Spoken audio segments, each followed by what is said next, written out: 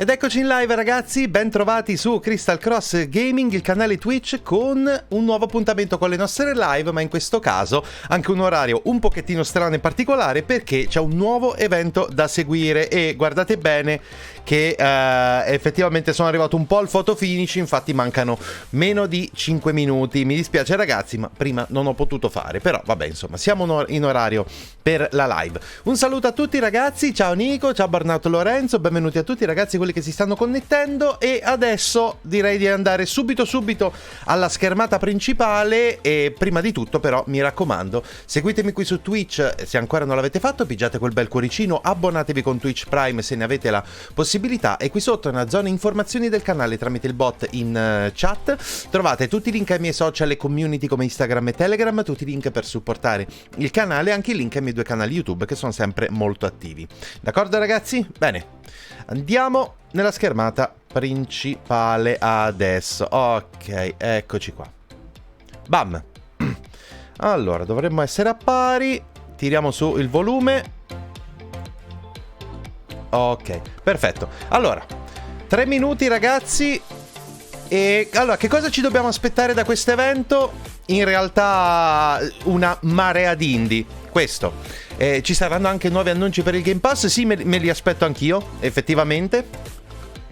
E che cosa in particolare però devo dire che a sto giro non lo so, perché Microsoft ha tirato fuori una quantità di annunci in questo periodo che onestamente l'Indie Showcase non so bene di preciso che cosa può interessare. Cioè, se mi doveste chiedere i giochi che mi aspetto, a sto giro proprio non lo so, perché c'è talmente tanta roba sul fuoco che proprio non so che cosa pensare. Guarda che coincidenza, mi si è rotta l'Xbox One. Oh cacchio, brutta storia. Vabbè, comunque di Xbox Series X e S qualcosa ci dovrebbe essere in giro, perciò se hai il budget per farlo dovresti riuscire a trovare una console di next gen Xbox. PS5 è ancora molto difficile. Forse riveleranno 6 nuovi giochi Game Pass. Beh, sarebbe una figata. So che ne hanno rivelati altrettanti praticamente una settimana fa. Ciao zio Ciccio, hai comprato Monster Hunter Rise? Beh, immagino, perché c'è un sacco di gente che lo stava aspettando e che non vedeva l'ora di giocarci. Due sono Giallo e Esi, che sono molto fan di Monster Hunter. Comunque ragazzi, 2 minuti scarsi, ci siamo.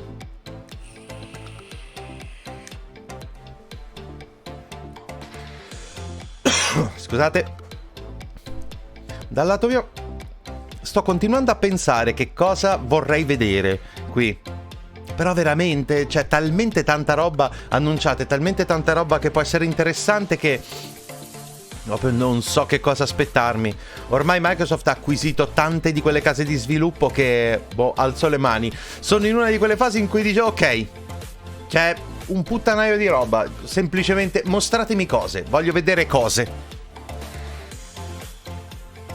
Vai, un minuto ragazzi, ci siamo? Voi c'è qualcosa in particolare che vi aspettate ragazzi? Qualcosa proprio di preciso? E io non riesco a immaginarmi proprio niente esattamente.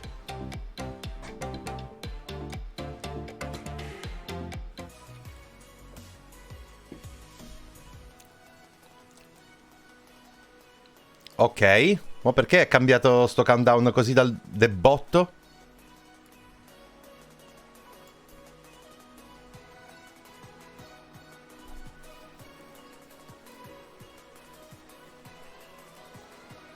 Meno di 30 secondi. Ci siamo ragazzi. Quelli che stanno mostrando sono i weekly? Sono degli altri annunci che verranno fatti? Addirittura una settimana? Devo approfondire. Ci siamo ragazzi, 5 3 2 1.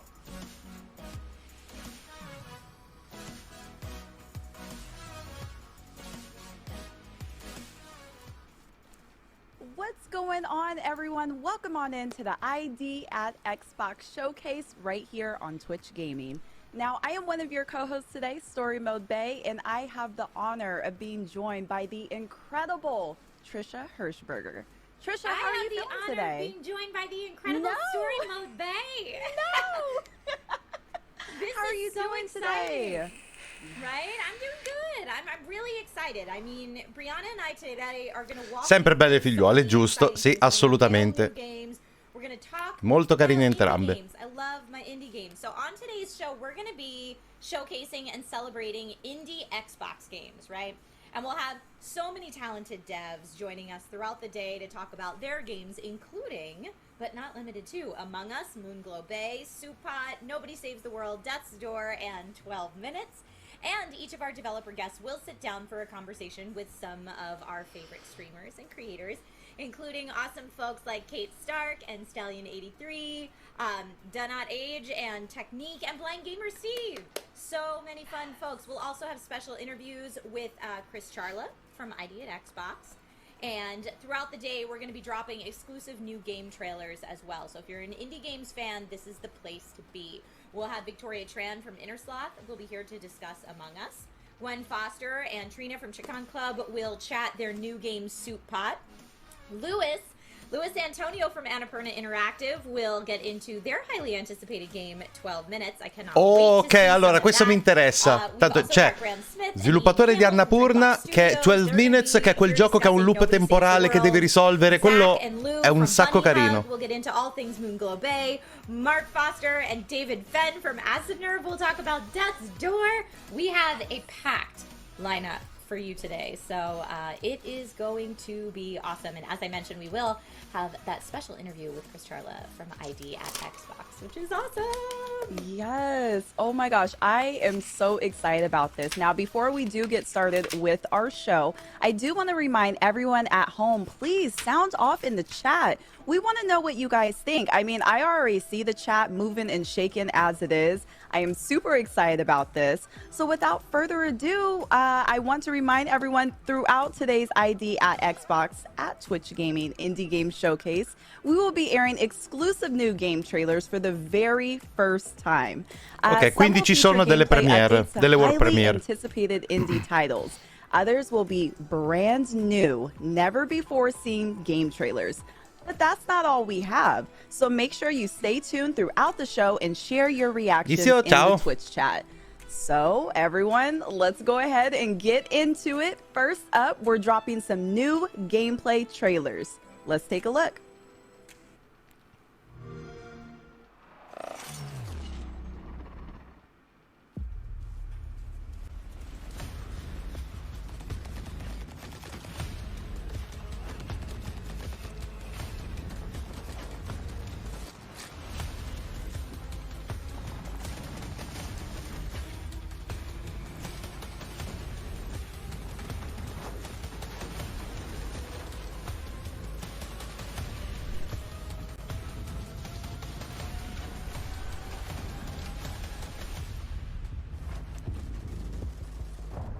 Questo, cosa? Allora, questo dovrebbe essere qualcosa di nuovo. Mi sembra una via di mezzo tra Crysis e Halo.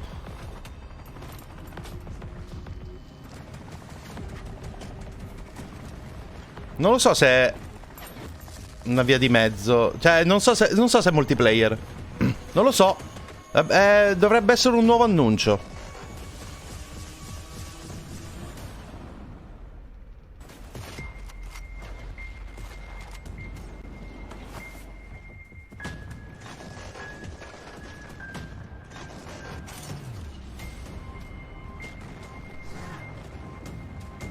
Darkbeer, sì, stavo pensando alla stessa cosa.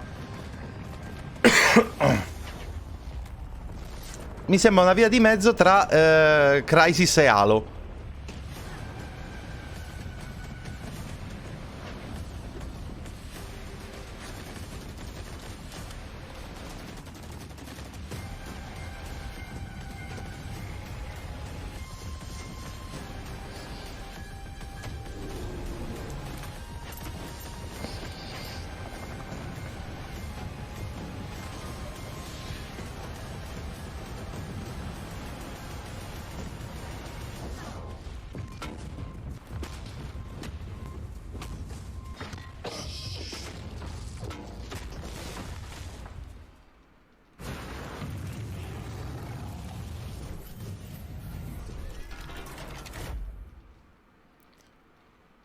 Exomecha?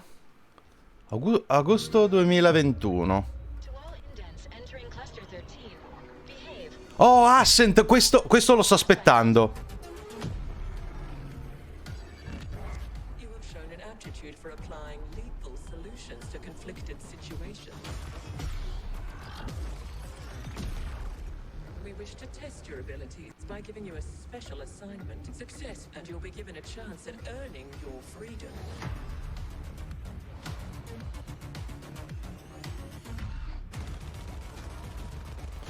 Questo inizialmente mi sembrava un po' XCOM, invece no, non lo è.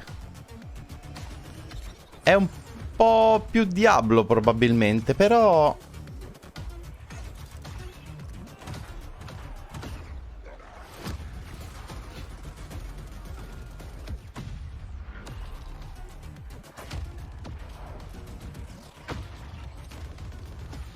Madonna, che figo, ragazzi. Cioè, alcune cose sono veramente fighissime proprio.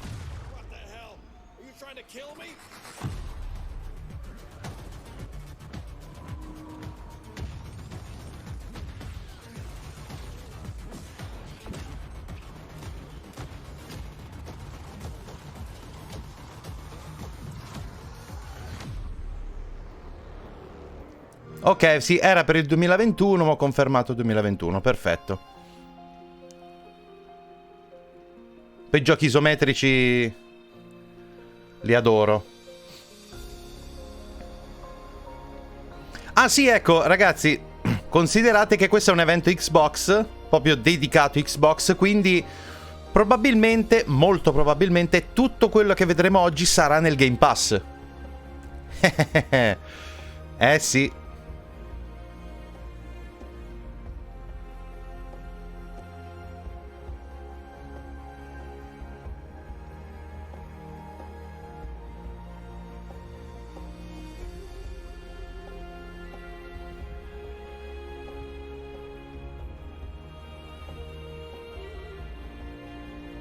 Questo mi ricorda qualcosa. Non vorrei averlo già visto da qualche parte.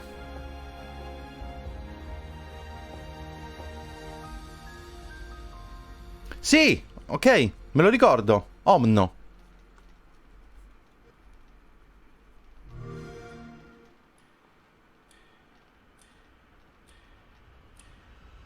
E questo, brand new? Questi qua? Sono... Però, l'avevo già visto, sono quasi sicuro. Ok, c'avevi ragione quindi Nico. Exomecha, free to play, online, competitive, first person shooter. Ok. C'è già su PC? Ah, ok. Allora, poi ci do un'occhiata. A me questo stile grafico non dispiace. Però deve essere fatto bene. Questo mi sembra il caso, però...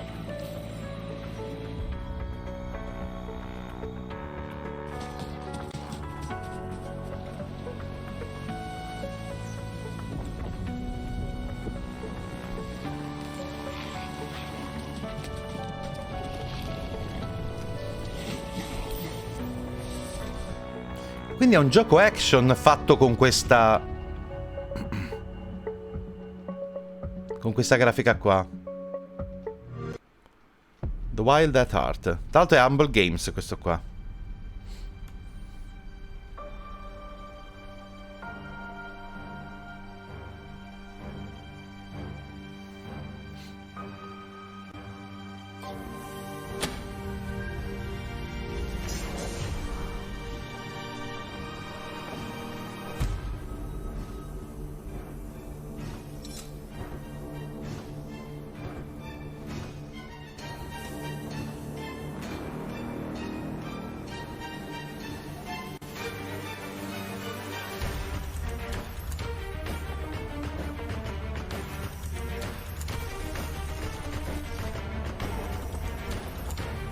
Cos'è?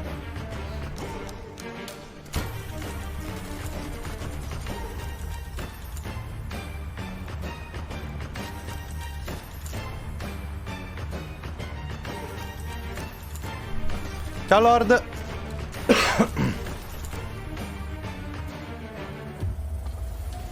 Ammetto che sono un po' confuso.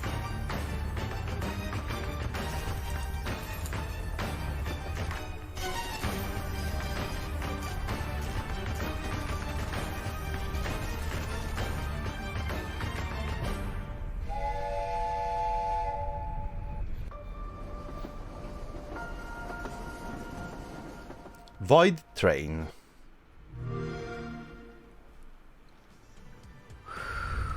All right, Void Train. I see what you're doing there. Void Train looked really cool that last Ah sì? Io non ci ho capito molto, va bene. Outer Wilds Ciao Serena. Abduction kind of vibe from that. Brianna, were there any of those trailers that particularly jumped out at you? Yeah, I mean, I was kind of looking at, I think it was called Wild at Heart. It almost reminded me of Don't Starve a little bit. It looks like you're trapped in the forest, maybe with a friend. I'm very excited. I mean, Xbox came out of the gate swinging with this showcase. I am beyond excited to see what's next up. Oh yeah, the first one that they showed, that Exo Mecha game, I saw some people in chat were like, is this like mech battle Titanfall-esque thing? I mean, the cool news is that a lot of these trailers that we just saw, if not all of them, I might be mistaken on this, but a lot of them said coming 2021, so those are games we can expect this year.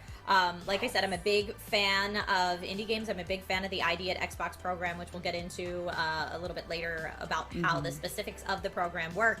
But bringing all these indie games to light is what it's all about. So Omni, we got to see a trailer for, and I've gotten to play a very early build of that, and it is so adorable. So we've got a lot of fun stuff coming up, and a lot of fun stuff here that we've seen already. It's been awesome.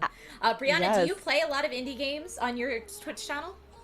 I do. I kind of switch off. I mean, my favorite thing about indie games, honestly, is the art style. I am such a sucker for not only good graphics, but just visually appeasing games. And I feel like with indie games, you get so much of that.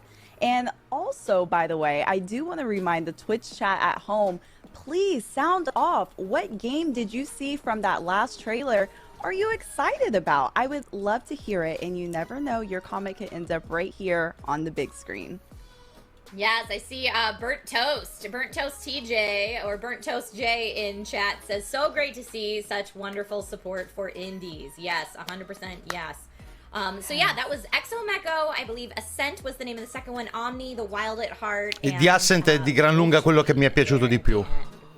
Ma questo già lo conoscevo. Oh yes, I am excited. Oh, I love that we're able to see this again. Here was Exomecha, I believe is what this one was called again. And this is the one that some people were comparing to Titanfall. I don't know, my first thought when I saw those mechs, I saw kind of the circular light design in the center of their chest, and I was like, Pacific Rim?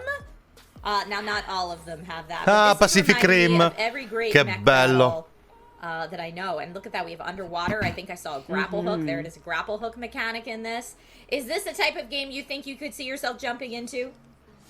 See, I'm a little funny when I play games. I'm not a huge fan of first-person shooter type games. However, the graphics are very, very nice. I mean, and it looks like it's action-packed. There's so much going on. Like you said, you're able to go underwater. It looks like you were shooting at a helicopter in the last clip that we saw. This looks pretty good. I might have to give it a try. I love the folks in chat right now that are so hyped for the Among Us segments coming up that they're just saying this Of game course. is super sus. This trailer looks so sus.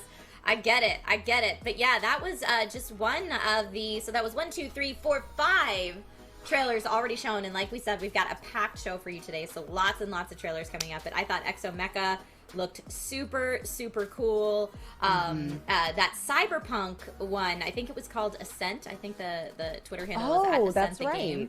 That Cyberpunk one felt very like Shadowrun-esque to me in a good way. And I mean, I don't know about you, but I played through Cyberpunk 2077 and it didn't quite scratch the Cyberpunk itch in the way that I was hoping for. So maybe this game totally could. Maybe Okay. we'll see. Fair and enough. Omni just looks stunningly beautiful. Is Omni more the type of game you would traditionally stream? Yeah, I would kind of look more towards Omni. Like I was saying before, Wild of Heart is definitely something that captivated me and caught my eye as soon as I saw it. So I am very excited. And I like that you said that about that cyberpunk feel because, you know, some people are kind of looking for something in that genre if cyberpunk queste sono proprio exactly chiacchiere do it for them. riempitive, So ragazzi. I'm excited about these. Stavo cercando qualcosa, ma queste sono soltanto veramente due host. Chat says, Mundane Salad says Shadowrun is greater than Cyberpunk. You know what? You said it, not me. But I don't entirely disagree with you. Very spicy, very spicy take on there today. So, folks, like I said, that was just a snippet of some of the fun that we have for you today. But let's bring in our first guest. So our first guest on today's show is the Senior Director of the ID at Xbox program, which has been helping independent developers self-publish their games on Microsoft's Xbox consoles for the last 7 years. And if you're wondering what types of games ID at Xbox are working on right now that will be coming soon to a console near you, well, here's a sneak peek. Ok. Vai, vai, di nuovo.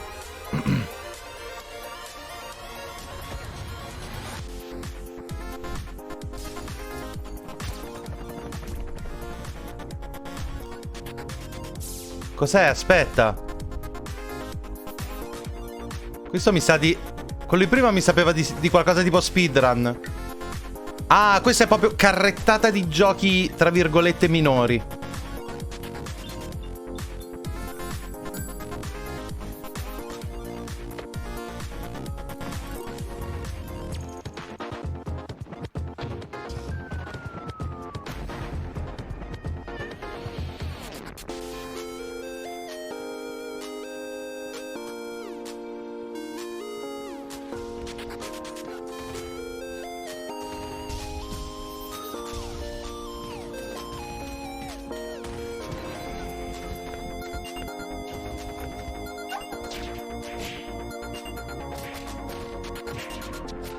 Kung Fu Janitor.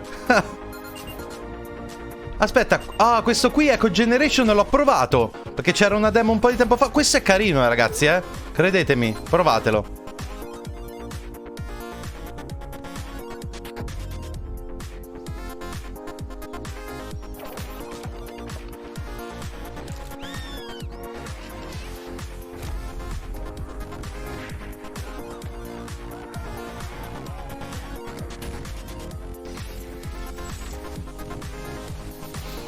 Oh, va, Rift Breaker lo devo giocare.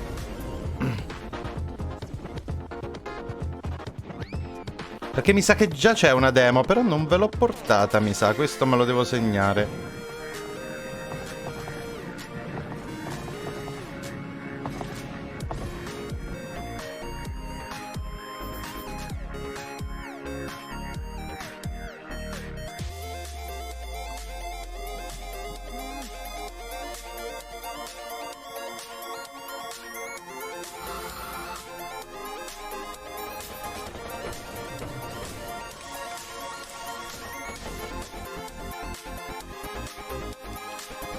Cloud Gardens l'ho provato. Se vi piacciono i puzzle game un po' 3D, un po' particolari, molto carino.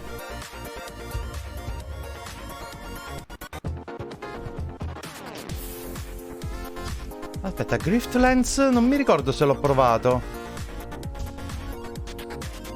Sembra un card game particolare.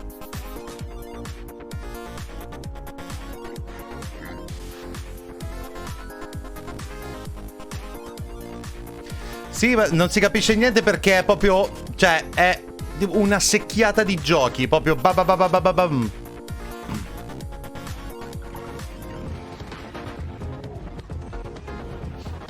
Va, Dungeons & Dragons Dark Alliance. Questo pure non l'ho provato. Hello, Chris. Thank you so much for joining us. How are you feeling today? Good, thanks. Yeah, thanks for having me. Of course, of course. Now, for everyone at home watching that aren't already familiar with the ID at Xbox program, can you explain Provato a little bit Octopath about how Traveler? that works? Yeah, sure. So basically, we're se vi a program piacciono at gli Microsoft that enables JRPG, independent developers fighissimo. to self-publish their games. So they come to xbox.com/ID, they sign up, they tell us what kind of game they're making, and we send them dev kits. They start development, they make the game, and then they're the publisher. We try and help amplify the promotion with things like what's happening today, and then the games come out, people play them, everybody's happy. It's awesome. It is awesome. I personally love indie games, and I think we've seen indie games have this not even resurgence, but kind of like just being brought more into the public eye in the last decade or so. And it makes it a little bit hard for some people to kind of qualify what is indeed an indie game. So I want to ask you, Chris, what are indie games all about in your mind? Well, that's actually one thing we do in the program is we don't try and define it. In fact, I used to have a buster on the outside of my Stalker è esclusiva Xbox temporanea o esclusiva perenne? Beh, non è detto che lo sia esclusiva Xbox, a dire la verità. Dovrebbe essere sincero, però potrebbe non essere perenne. You know, they have that independence, but you know, we have folks si in è the program who are svuotato lo single svappatore, arriva. individuals, one woman, one man making a game. We have studios in the program that are hundreds of people making a game, so we don't stress about it. Like, our focus is just on helping people get their games onto Xbox, helping get them great, and then making sure that players get to see them and have a good time. Cool. That is incredible. Now, Chris, I'm sure there are so many amazing moments that you were able to experience throughout your 7 years with the program. But if you could pick one, what would be your proudest accomplishment? You know what? I can't. The thing that like really gets both me and tutti i giochi che sono stati presentati da Xbox molto probabilmente usciranno sul Game Pass. A lot of times, especially a first game, like ship that first game, and that like always feels great. Or when we're able to work with developers from like all over the world, like we work with developers in more than 100 countries on every single continent except Antarctica, is really cool. So it's hard to pick a proud moment, but maybe my favorite moment was I think it was E3, I can't remember which year, and it was right when we unveiled like the full Cuphead trailer, and I'd seen the trailer, I knew how good it was, and I'm on stage, I got the privilege of introducing Ma perché li portano a schermo? And the lights go on the Moldenhauers and they go off me, and then the Studio MDHR logo comes up on what at the time was the largest 4K screen in existence. And I knew everybody's socks were about to get blown off. And just standing there in the dark on the stage, looking up at the Studio MDHR logo was like, I still get goosebumps. I have goosebumps right now talking about it. It was like, it was such a cool moment. It was such a cool moment for them and such a cool moment for everybody who likes to be, you know, just excited by games. So to me, that's like, it's one of my favorite moments in my career. I remember that moment. I remember when Cuphead was first unveiled at E3. Sì, sono tutti indie in questa presentazione, dal primo all'ultimo. È proprio una presentazione dedicata al mondo indie di Xbox. So what excites you quindi antipasti. Ti devo sinceramente dire che negli ultimi anni mi diverto quasi più con gli indie che con i AAA.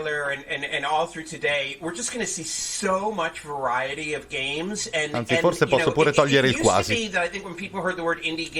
There was this thought of like, okay, this is side-scrolling pixel art, and there's still a lot of great side-scrolling pixel art games, but there's everything from first-person shooters to every genre under the sun, new genres nobody's ever thought of before. And to me, what's so exciting is these games come from everywhere, right? I think there's a game, I don't want to give it away, maybe it's a reveal, but there's a game we're going to see in a little bit from two devs in the Philippines. It's really, really neat. Despelote, which was just in the trailer. An airport for aliens run by dogs, where you like go around and interact with like clip art dogs that are rotating.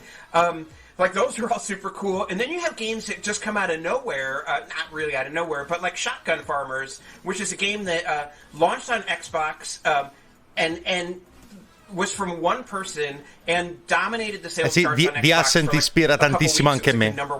Finora più di tutti, senza dubbio. That the world today like enables that kind of thing to happen. So that's what I love. I just love the variety. Mm-hmm. I'm always amazed learning at some of the sizes of some of these development companies.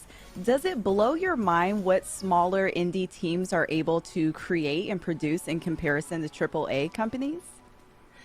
Absolutely. I mean, we've seen like such great, I think we just call it like democratization of development with the rise of engines like Unreal and Unity and Game Maker. It really has now enabled the focus, games is still incredibly amount of hard work to make, but the focus is on like how good my idea is, how good my story is. Like game developers are no longer gated by the technology as much as they were 10 and 15 years ago. So that's awesome to see. And it's also been awesome to see how things like Game Pass, gioco del treno si chiama Void Train e non lo so neanche io. Players to experience so many games. It's just really, really cool. Mm-hmm. Yeah, it is super cool, and I for one love being able to jump on Game Pass and try something completely new because it's worked into that program. And we will definitely see games today in the ID at Xbox program that are available on Game Pass, but not all of them that we'll show today are, I don't think. Isn't that correct, Chris? It's some of them. That's right. Yeah, it's a variety. Games like I'm trying to think like off the top of my head. Genesis Noir shipped recently. That was a Game Pass game, but Shotgun Farmers not a Game Pass game. And there's ok, ecco, ok. Game Pass, which is fantastic, and there's a huge amount of variety of games that are non esattamente il 100% dei giochi saranno nel Game Pass. Ok, che questo è uno showcase più ampio di indie, che però saranno su Xbox in qualche forma. That is a great question, and the answer I'm going to give is quelli di cui si può essere sicuri al 100% che sono su Game Pass sono quelli first party Microsoft, cioè degli studi proprio di Microsoft. A new shotgun grows out of the ground. I never would have guessed that. If you had asked me, is somebody going to make like a game that's hand-animated 1930s animation, I never would have guessed that. Bentrovati, ragazzi. And so, what I love about indie games is they're always surprising us. They're always giving us something new. And so when I say I have no idea what we're going to see in 10 years, like, that's what excites me. Like, if I knew what was going to happen, I might not be as excited. So yeah, I think in the best possible way, I have no idea. That's really interesting you say that. I am kind of curious with these next generation consoles that have just released very recently. How has that transition been? Has it been kind of difficult or? No, not really. We've been seeding Xbox Series X and Xbox Series S's to our developers for a while, and we've been really excited to see how many independent developers are supporting features like Smart Delivery, where you might have an Xbox One today and you buy the game, and then when you get your Xbox Series S or your Xbox Series X, you just download Puccio Miniatore, ciao, benvenuto, grazie mille del follow. Salve ragazzi. Independent developers are always surprising us. And so, Pronto per il 31 con Isaac, io non vedo l'ora. Sì, ve lo porterò. Folks are taking advantage of them in really interesting ways, and so it's been exciting. It's been exciting to see the games, but one thing that we're proud of is that the transition itself for developers has been boring. And I mean that, again, in the best possible way. That, they get this new system and they can start taking advantage of the power of it, but they don't have to get a PhD to figure out how to use it. And so, that is kind of always our goal, to make it as easy as possible to ship so that the focus for developers can be on their game, on taking advantage of the hardware, not like fighting against the hardware and just being excited they got something to run. Yeah, in that context in particular, boring is fantastic for the indie Exactly. devs, I'm sure. Right. So speaking of indie devs, what advice would you give to any dev teams out there who might be watching who would want to apply to ID at Xbox? Yeah, just reach out. It's xbox.com/ID. Sì, stanno chiacchierando molto, sì. From the 2,000 games that have come through the program in the last 7 years. We love variety. We're eager to support like all developers. Non c'è niente di particolare da dire, ragazzi. Io sto seguendo, ma di fatto stanno parlando del mondo indie in generale. Adesso stanno chiedendo, ma se degli sviluppatori indie stanno guardando, cosa dovrebbero fare? E Kristal qua glielo sta spiegando, perché è il responsabile della sezione indie Xbox, insomma. Way over $2 billion in the last 7 years from shipping their games, and that just feels really good because it means that we have a sustainable marketplace where developers can have success and il 30 io compio 50 primavere, dannazioni, sto uscendo dall'adolescenza. Complimenti Tio, ma non ti preoccupare, fai come me. Io ormai ho raggiunto lo stato in cui ammetto candidamente che metà mio cervello agli anni che ho e l'altra metà a 17 anni, sempre. But before we do say goodbye, can you let everyone at home know how to apply to the program? Yeah, absolutely. Devs just need to go to xbox.com/ID. And you can fill out an application. No, niente Stalker 2, non sono sicuro che mostreranno necessariamente al 100% qualcosa, però lo spero, Tanto che tu partivi con Fallout 76 e hai ripreso in mano il 4, sì, mi pare di capire che sono partito con quello sbagliato. Thank you so very much for joining us today. This has been so enlightening to kind of take a peek behind the curtain at how all of this works. It has been so lovely having you, Chris. If people want to find you online, is there a place that they can follow you personally, or should they just follow ID at Xbox? Giochi indie per l'Xbox, altro che la PS4 che seguo a fare. Beh, a dir la verità, probabilmente entro quest'anno arriverà tipo l'app per xCloud anche per, che ne so, le smart TV o altre cose, quindi anche chi ha soltanto una PS4 ma una TV, una smart TV potrebbe considerare di giocare in streaming se la connessione glielo permette. Yeah, go to a website and it takes about 5 or 6 minutes. And I've known about the ID at Xbox program for years and how it helps indie devs get their games out there and get their games finished. And what an awesome program it is. But yeah, I also didn't know how easy it was for devs to apply. So for anyone watching this who has a game mulling around up here, even if it's just in concept phase, xbox.com/ID is what Chris told us, and fill it out there and see. Beh, hanno fatto una mega carrellata di giochi all'inizio praticamente, tra una chiacchiera e l'altra, poi c'è l'intervista al tipo che è responsabile della divisione indie di Xbox. I mean, oh my gosh. I know there's some developers in the chat watching. Go ahead and get started. I see you guys in there. Let's do it. Yeah. Yeah, I absolutely love. Comunque ci saranno anche delle interviste qua, e quindi tipo leggo, vedete Coming Up live interview gli sviluppatori di Among Us. And whereas a lot of people go in and kind of hunt for the big AAAs, I'm usually scanning the floor for the ID at Xbox section, because that's where I'm going to go and find the games that, like you said, Brianna, you know, if you're in it for art style, if you're looking for like the game that brings out all the feels that you need to have a tissue box handy for, if you're looking for those fantastic scores. È tipo il mega direttore di Fantozzi, sì. I'm like, ooh, I will find something really unique that maybe I haven't checked out here. Which is it's just fantastic. And, you know, as we mentioned, Cuphead was an ID at Xbox game. There's so many, I believe Oxenfree might have been originally stanno ricordando una cosa interessante, però. Vi ricordate Cuphead? È uno dei giochi che è passato attraverso questo percorso qua di Xbox ID, credo. Sì. So don't worry, we've got lots of stuff coming. We do. We have so much coming. But up next, everyone, streamer Kate Stark will sit down with the team behind the new game Moonglow Bay, which takes place along the peaceful eastern Canadian coastline during the 1980s. In Moonglow Bay, you play as an old rookie angler struggling to keep your business afloat while coming to terms with the death of your lifelong partner. There's the But feels, after yep. exploring the world a little bit, you come to learn not everything is what it seems. Let's take a look at the trailer.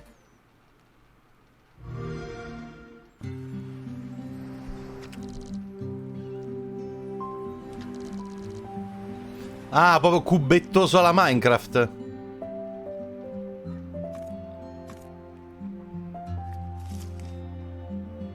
Well, Guppy, you did it. Your first catch. 40 years, and you still surprise me. I know this place seems strange. A fishing town afraid to fish. But that's why our new venture might just stay afloat. Because all those stories about the mystical monsters of Moonglow are exactly that. Stories. This bay is full of amazing new creatures waiting to be discovered. Dovrebbe essere molto story driven sto titolo qua. Together.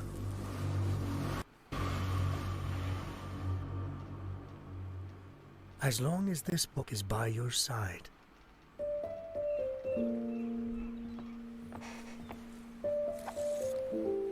So am I.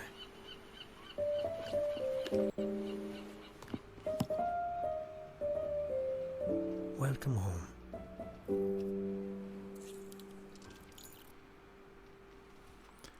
Ok, potrebbe essere carino.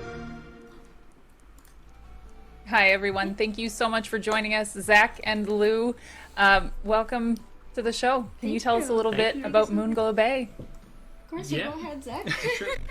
So Moonglow is like it was said in a fishing RPG slice of life set in the eastern coast of 1980s Canada, no fictional. Yeah. And And it's in a town that people are afraid to fish because of mysterious things. yeah, weird going sea on in the- creatures. yeah. Well, it starts out like a kind of scenario where the game is very regular, and you're like, oh, it's just normal fish. It gets weirder and weirder, and you're like, okay, what's actually going on yeah. here? People have these myths, and there's some truth to these myths, and so it's a little spooky. And you get to fish and you get to cook and sell and make friends around the town and build the town out. So like while you're trying to explore the world, figure out what happened to your long lost partner, the town itself is going through their own struggles with their potential closing and inability to grow and survive. So it's kind of Potrebbe like essere a molto carino, in ragazzi, tandem. perché è il genere di giochi che potrebbe sorprendere.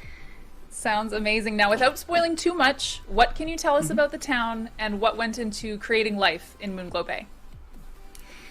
Oh, it does. So the town is having its centennial, so it's gonna be 100 years old, and it's completely falling apart. It has no money. The town hall is closing, and you kind of like gotta help it. You moved into the town 3 years prior with your partner, thinking like, okay, we're gonna retire here and we're gonna just open up a little fishing shack.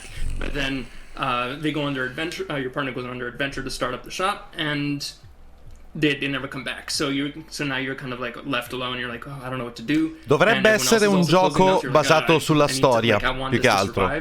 Ho tutta una serie di attività che ti mostrano la realtà del posto, che cosa è capitato, molte delle cose che delle leggende locali hanno un fondo di verità, insomma si va per gradi. Un po' alla... sto cercando un paragone.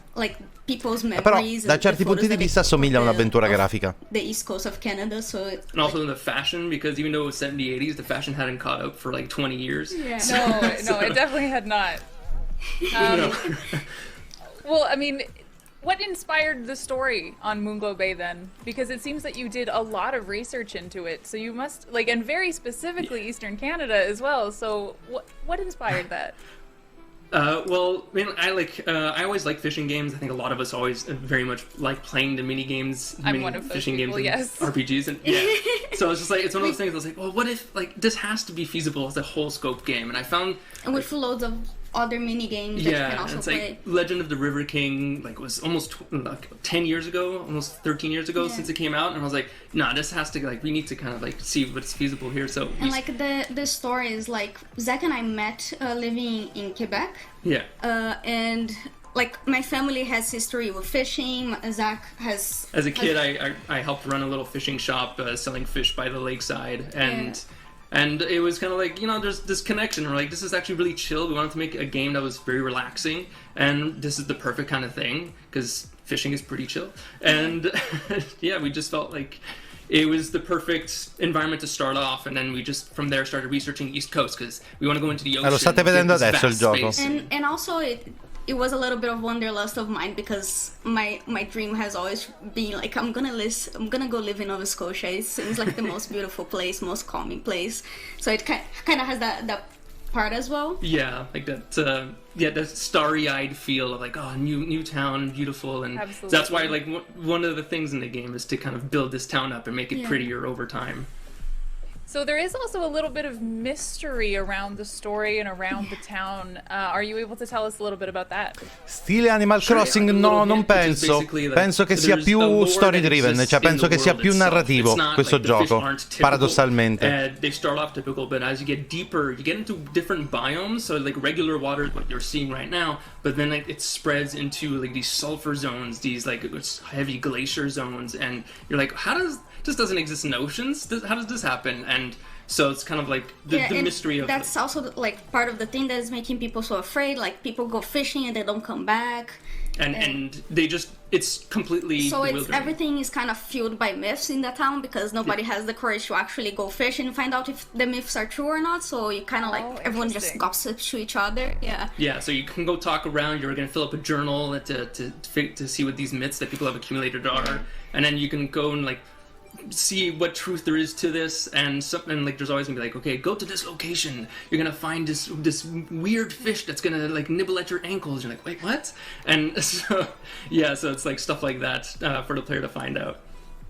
So more specifically on that, how do the game mechanics work? What can players expect when playing Moonglow Bay for the first time?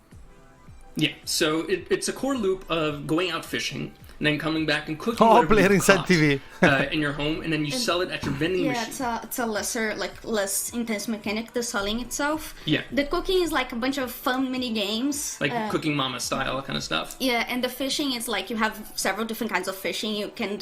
rod fishing is the one that goes the most complex. It has like different levels of difficulty based on the fish and equipment. And then there is trap fishing, there is ice fishing, net fishing, and line fishing, which is like a little bit more musical. So like you choose the style that you wanna fish with and tricks to capture this 100+ and there's like creatures. certain fish that can only be caught with certain tools, so you're gonna have to kind of go around and figure out what these combinations are.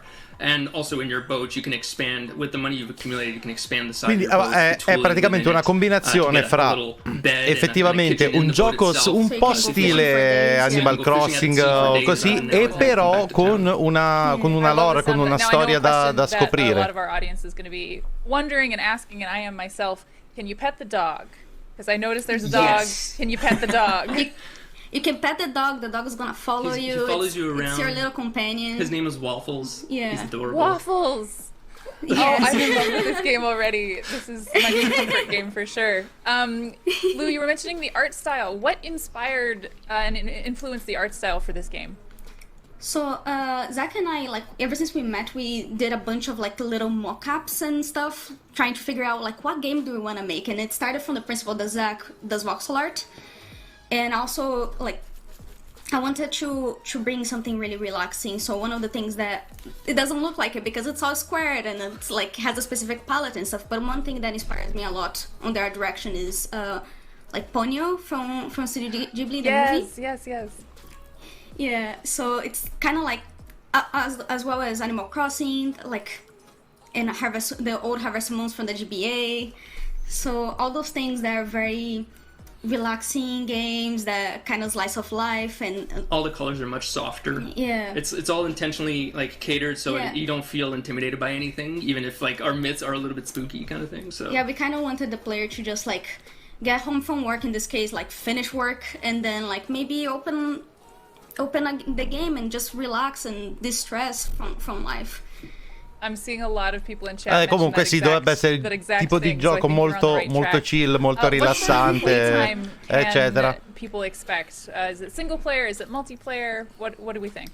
It's single player and couch co-op. Couch co-op. It can be drop in, drop out. Like it's more of a style of like assist. So if you're having difficulty catching a fish, your friend can just like, or your daughter or anyone can just grab the controller and say, I'm gonna help you catch this fish. And you can grab onto your player one and pull with them to pull the fish in. So you go alongside the story and stuff and the playtime.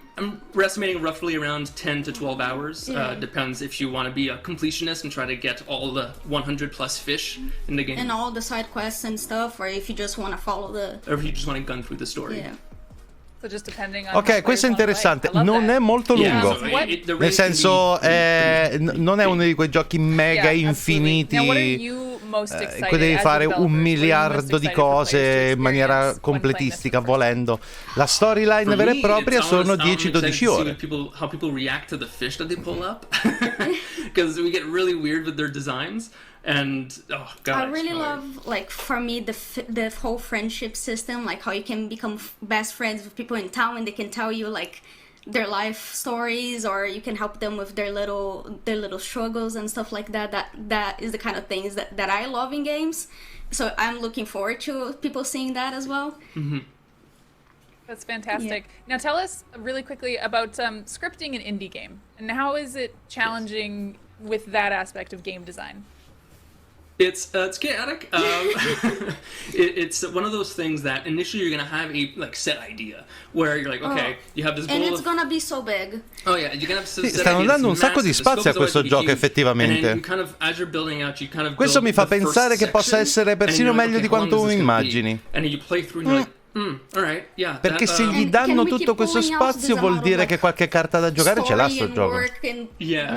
Voglio tenerlo d'occhio. Like we've been making this game for over 2-3 years, and a lot of iteration has gone through, and we're just like, okay, we have to keep cutting. And it's interesting because we also we're still developing the game, and like as we develop it, we play it, and the storyline actually doesn't fit very well, so maybe we're gonna have to change it, and it goes a lot of work kind of goes down. But the big thing is that we've always kept like the main. Se gli danno tutto questo spazio, secondo me sarà nel Game Pass. Then the length between it is not what matters so much in terms of how long that is. If you can tie them cleanly, then I think the players will always be happy with it because they're going to feel satisfied in the storytelling. Yeah. Right, and you were mentioning through storytelling a little bit earlier that there is a good amount of lore in the game, and I'm understanding that the lore is definitely playing a bigger role than I may have thought. Can you tell us a little bit about the lore? The lore is, I think it's hard without spoiling much. Without spoiling too much, but like one of it is like the reason why some of the people in town are afraid is because the fishermen who die at sea their spirits are taken within the waters, within the ocean, and that's what manifests like these weird fish and stuff. It's taken like from people's thoughts, and so it's like their weird thoughts and their weird imagination kind of brings up things in the sea. Yeah. So and that's just a tinge. I want to see more, but I also don't want to. Yeah. No, not spoiling is very, very good. We'll steer off of that just to get away from spoilers for a little bit, but how did your team approach replayability? Yeah, so that was a little, Se hai provato Traveler's Rest? No. The story part, it's mostly like we're trying to make different challenges in the fishing itself, even though it's a relaxing game, but we still wanted to give different levels to the types of fishing. Yeah, and it's one of the big things is that effettivamente non ce l'ho proprio presente. All the way we've done it is tying to that story. Because the lore is so interesting to player base, every bit of thing that work you're doing, every added work you're doing goes towards that story, and you've got a lot of collecting. So if you want to, that's one of the reasons why we added so many fish, because we want to people to always have a surprise when they're playing the game. Like there's always something new, and like different zones have different new stuff for you to. Sì, mo è un po' tanto, all the fish in the game to complete the game, but you can keep going after that and learning more of the stories. As someone who likes to replay comfort games like this, and I think I would classify this as a bit of a comfort game, I'm very, very happy to know that there is that option. Before we say goodbye, because this has been lovely speaking to both of you, how can people follow you for updates on Moonglow Bay? So we have the Moonglow Bay Twitter account, an Instagram account, a Facebook page. It's all at Moonglow Bay. And we also, the studio itself is at Bunny Hug Games. On Twitter. On Twitter. And also there is our publisher that is also ce ne sono gonna altre be giving a interviste, bunch senza of dubbio. È tutto updates, incentrato which sul is mondo at indie, quindi Code Sync. approfondiscono per forza, Code ragazzi. and a sync, yeah. Sì. Anche altri di Xbox erano così, però ci sono anche annunci, quindi I know I'm excited to be taking these updates, and I'm going to be wishlisting that as soon as I get oggi escono i giochi gratis sul Play Store. Cosa consigli? Di base riscatta tutto quello che puoi. E dato che sono gratis, vai a istinto. Thank you, Kate, and thank you, Zach and Lou. What a fun look at Moonglow Bay. I mean, as soon as we got that little nugget of lore where people who die in the ocean, people who die at sea, their spirits and thoughts or whatnot kind of come to be in the fish, I was like, oh man, this went from peaceful fishing sim where I want to like romance different people in town to something entirely different. Stile ristoranti locali, assolutamente, soprattutto con PlayStation, perché sono riscattabili e li tieni per sempre. Quindi riscatta tutto quanto. Puoi mai sapere che cosa ti va di giocare in un momento, che cosa But it looks in un so altro. adorable, and again, the art style for me is what really drew me in. It's almost like that pixelated type of look. You don't really see that too commonly in games now, and I love that, you know, they brought that back, and yeah, I'm putting it on my wish list. I need that. Yeah, I saw people in chat saying it's kind of like Minecraft-y looking, but with upgraded graphics. At least that's what people were reminded of. And everyone was getting excited when they saw there was crafting in it too. So we learned different types of fishing, cooking mini games, sell everything in a vending machine, meeting different people in town, and just for Zach and Lou, like, to be indie devs who kind of created this world, I'm sure it's just so exciting to invite people into the world and see what they do. Just like hands off, we made the playground. Now the ball is in your court, which is really cool. Right. Yeah, right, I'm excited. I'm excited for them. All right, folks, we have to take a quick break, but don't go anywhere. We have more exclusive trailers coming up. I see everyone in chat that's like, trailers, trailers, trailers, trailers. We'll get there. We have more exclusive trailers coming up, and coming up, interviews with the devs from Soup Pot, Nobody Saves the World, Among Us, and more. See you soon.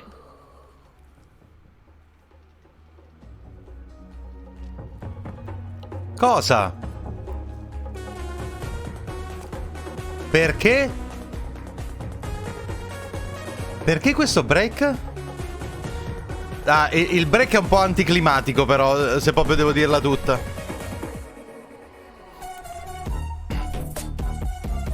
Non so che cosa devono fare.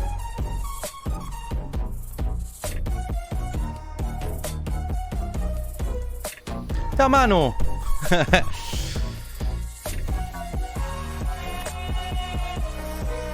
Non lo so, onestamente è la prima volta che vedo una cosa del genere in un evento, perlomeno che mi ricordi io, magari mi sbaglio.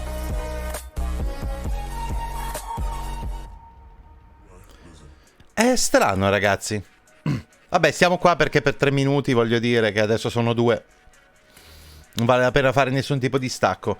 Finora, ragazzi, allora, questo Moonglow Bay a cui hanno dato un sacco di spazio...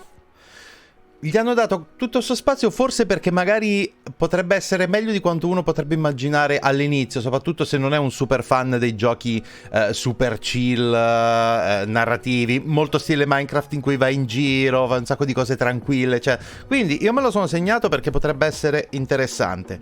Vi confermo che The Ascent è il gioco che aspetto di più fra quelli che hanno mostrato. Il primo, cioè Exomecha, devo provarlo perché potrebbe essere divertente. E poi in realtà ce ne sono stati tanti altri, io mi sono già fatto una bella lista. Però su tutti di Ascent, ragazzi, questo poco ma sicuro. Però questo Moonglow Bay potrebbe essere caruccio, sì.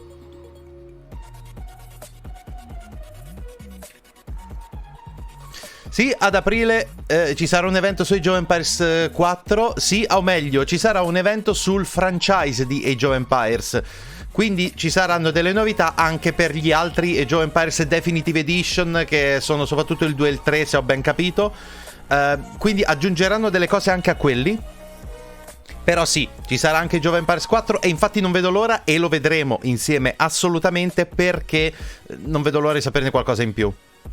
Magari arrivasse tipo una data d'uscita. Il primo non lo so, perché io mi ricordo che quando parlavano del franchise mi ricordo che hanno parlato del 2, del 3 e del 4. Forse il primo adesso a questo punto ha detto tutto quello che doveva dire, nel senso c'è la Definitive Edition, forse non ci aggiungono altro. Però potrei sbagliarmi, ragazzi. Con i soli indie devono creare suspense, se no la gente molla. Ma no, è peggio così. È peggio così.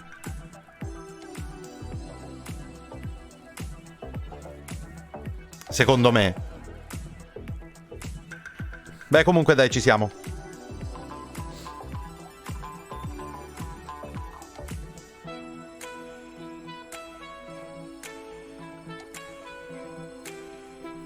Sì, sono particolarmente legato ai Jove Empires 2 io.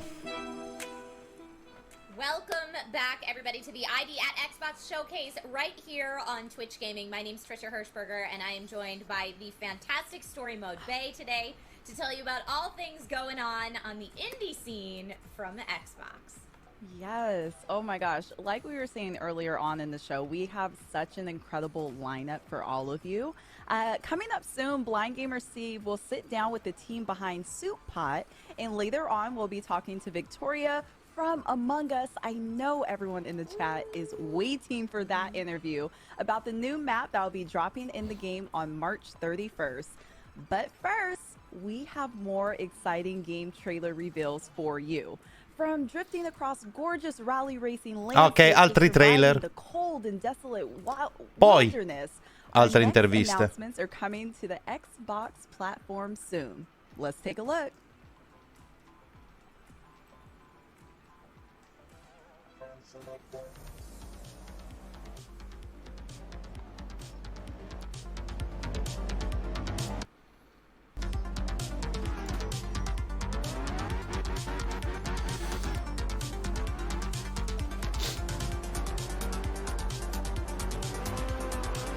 Questo l'ho provato, ragazzi.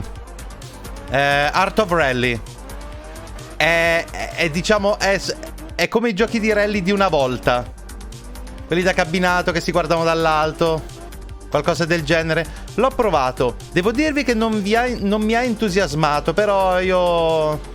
Diciamo che con i giochi di guida o cose del genere non sono la persona più adatta a giudicare, ecco.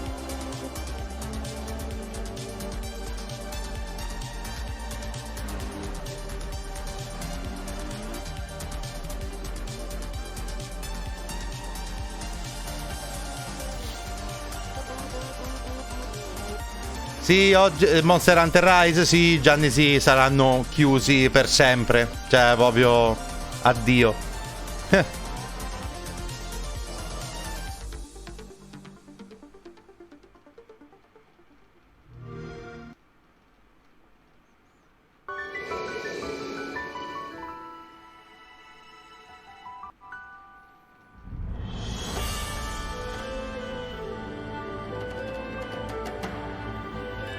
Ma cosa?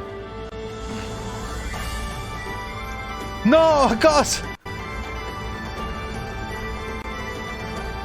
Aspetta, mi sa che lo so questo come si chiama. Aspetta, l'avevo già visto.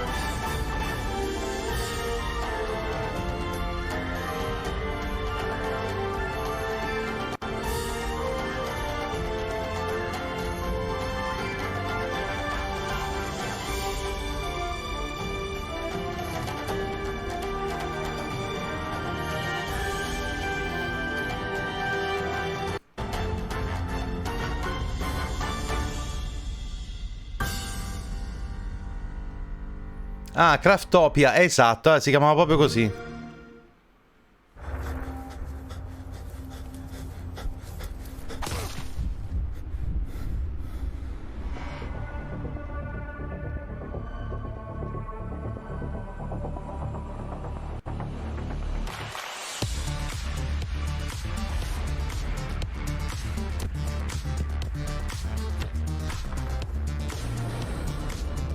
Altro survival, vero?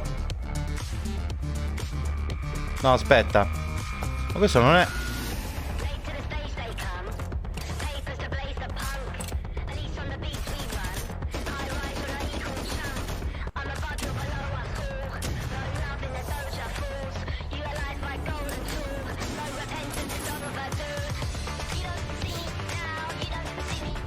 sa anche a me di Rust, però siccome non ci ho mai giocato, non so se è quello.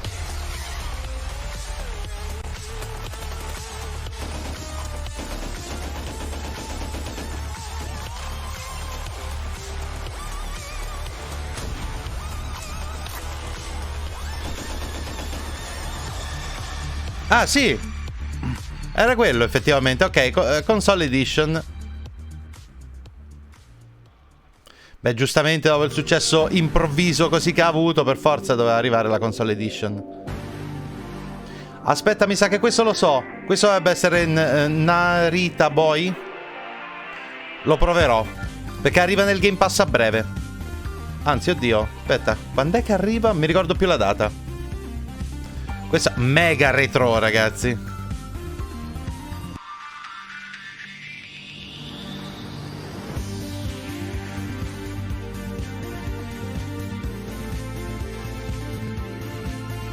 Però è lo stile visivo che è mega retro. Il gioco in sé mi pare abbastanza evoluto.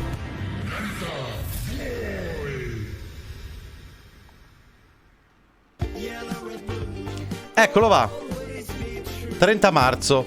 Ci sarà nel Game Pass, infatti c'è pure l'etichetta.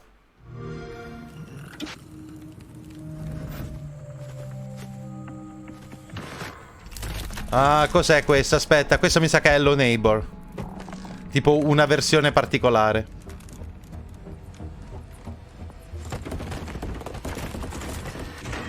Eccolo va. AI-driven Mr. Peterson. This character has one mission: keeping you from discovering his secrets. Hello, and welcome to Hello Neighbor 2. In this game, you'll be playing as a local journalist named Quentin, who is suspicious of his creepy neighbor, Mr. Peterson. For those new to the Hello Neighbor franchise, this is Raven Brooks, the sort of town where everyone keeps to themselves and goes about their lives. Normally, you would too, except a bunch of people have gone missing. And there's just something strange about your neighbor, Mr. Peterson. Everyone is afraid of him. There have been rumors of children going to his house and never being heard from again. Some people say he likes to lock people up in his basement. But no one has any proof. So people just try to avoid Mr. Peterson, his odd house, and ignore the strange sounds coming from his basement at night. You have a feeling that Mr. Peterson is behind all of the neighborhood disappearances, but no one believes in your ideas and theories. And while you normally wouldn't break into someone's house, you're the only one who believes something is wrong and has the guts to uncover the truth. When you break into Mr. Peterson's house, you'll be going against an AI that is constantly evolving.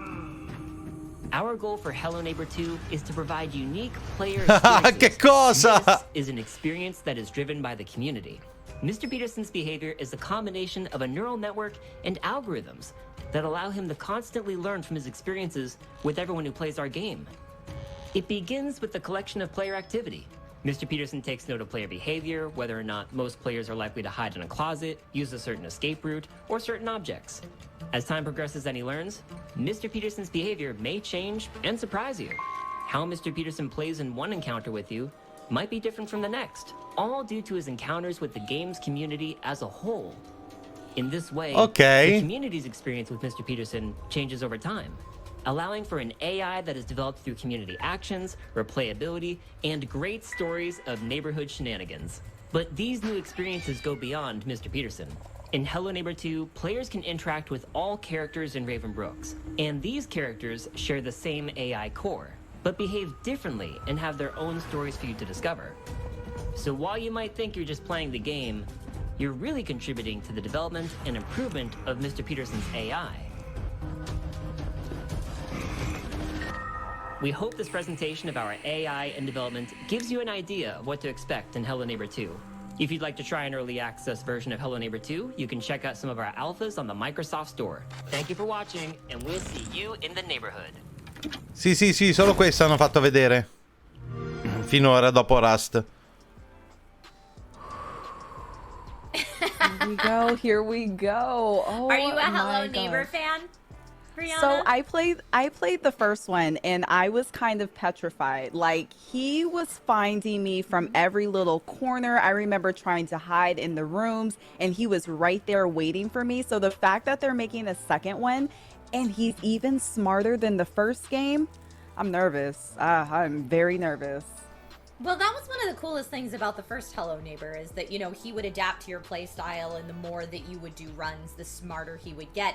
But now not having it only be your runs, but the entire community's runs that Mr. Peterson's learning from is frankly quite terrifying to me. Although I'm super interested that they said that the other neighbors will all have stories and will be able to interact with the other neighbors as well. That's super cool. I love that in Hello Neighbor 2 we get a little bit of a motivation as to why we're invading this man's house, whereas I feel like in the first Hello Neighbor you're just like those meddling kids.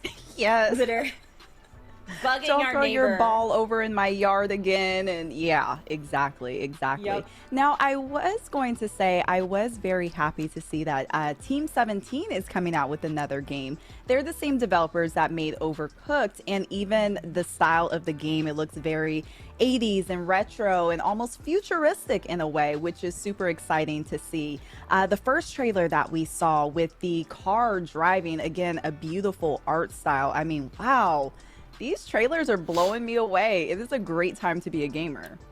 Yeah, that first trailer we saw was for a game called Art of Rally, which got high praise from the folks at Top Gear, and being a little bit of a car enthusiast, if you will, an auto enthusiast. I was like, man, okay, loving it. That's some high praise again for Art of Rally. Craftopia looked cool, and I saw a lot of Rust fans in chat when we were showing Rust Console Edition.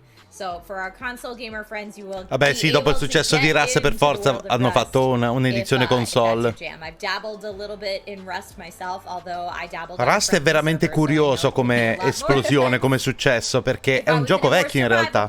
A dire la verità pure con Among Us è andato nella stessa maniera.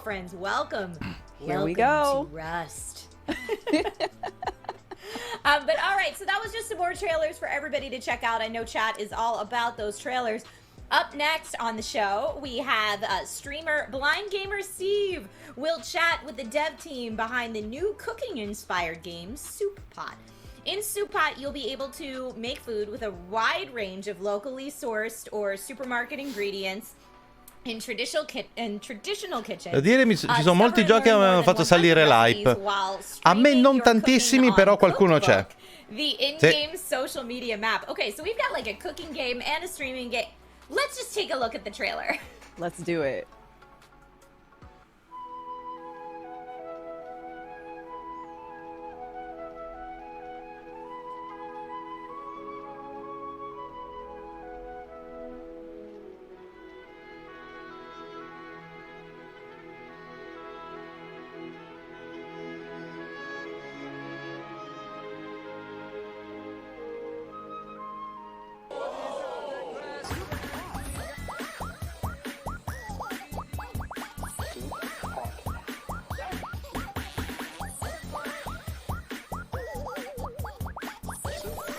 Mi sa di gioco mega cazzone questo qua.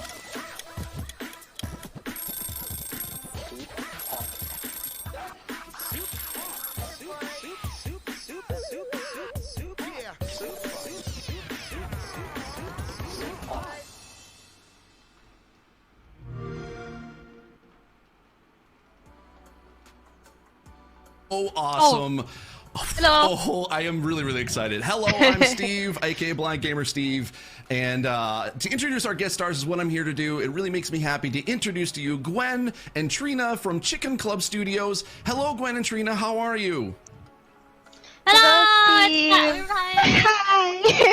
Hello. Was there anything? Oh my God. Fammi abbassare un pochettino questi c'hanno I microfoni di me. What is it? Tell us more. We need to know more details. So it's really weird. So like our game, it's very chaotic. It's like, to summarize in one sentence, it would probably be a chaotic cooking game where you don't need a recipe. There's no fail states in this game. Yeah. You just do what you do in the kitchen. You improvise. So the player would be quote unquote streaming their process in the kitchen, and in Asian culture, we don't really have fixed measurements for cooking. We just like we eyeball everything, and then We adjust them according to taste. We just listen to the voices of our ancestors in the background. And we want to replicate this way of cooking because we think it would be fun to play. Especially, Io c'è una cosa che non capirò mai, che non arriverò mai a capire. Ma stai facendo una presentazione del tuo gioco per un evento Xbox, ma ti vuoi comprare un microfono che costa più di 6 euro? Madonna mia di Dio. Guarda, io non capisco. Non capisco.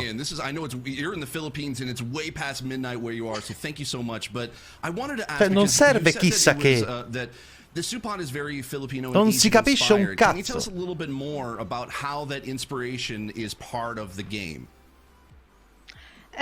So actually, like Trina and I both love to cook. That's one of the things. And then the pandemic happened, and Trina and I were just like, oh, you know, like we're not doing anything. Like we're just at home. We don't get to eat out. And then we decided to make games. So last year, we released a demo, which was called Putahe ng Ina Mo Sinigang Edition. And then we looked in the streaming part of it. And people really liked it. So one of the things that we wanted is like Gia we asked Gia to do sound design where she talks about, she says the ingredients names.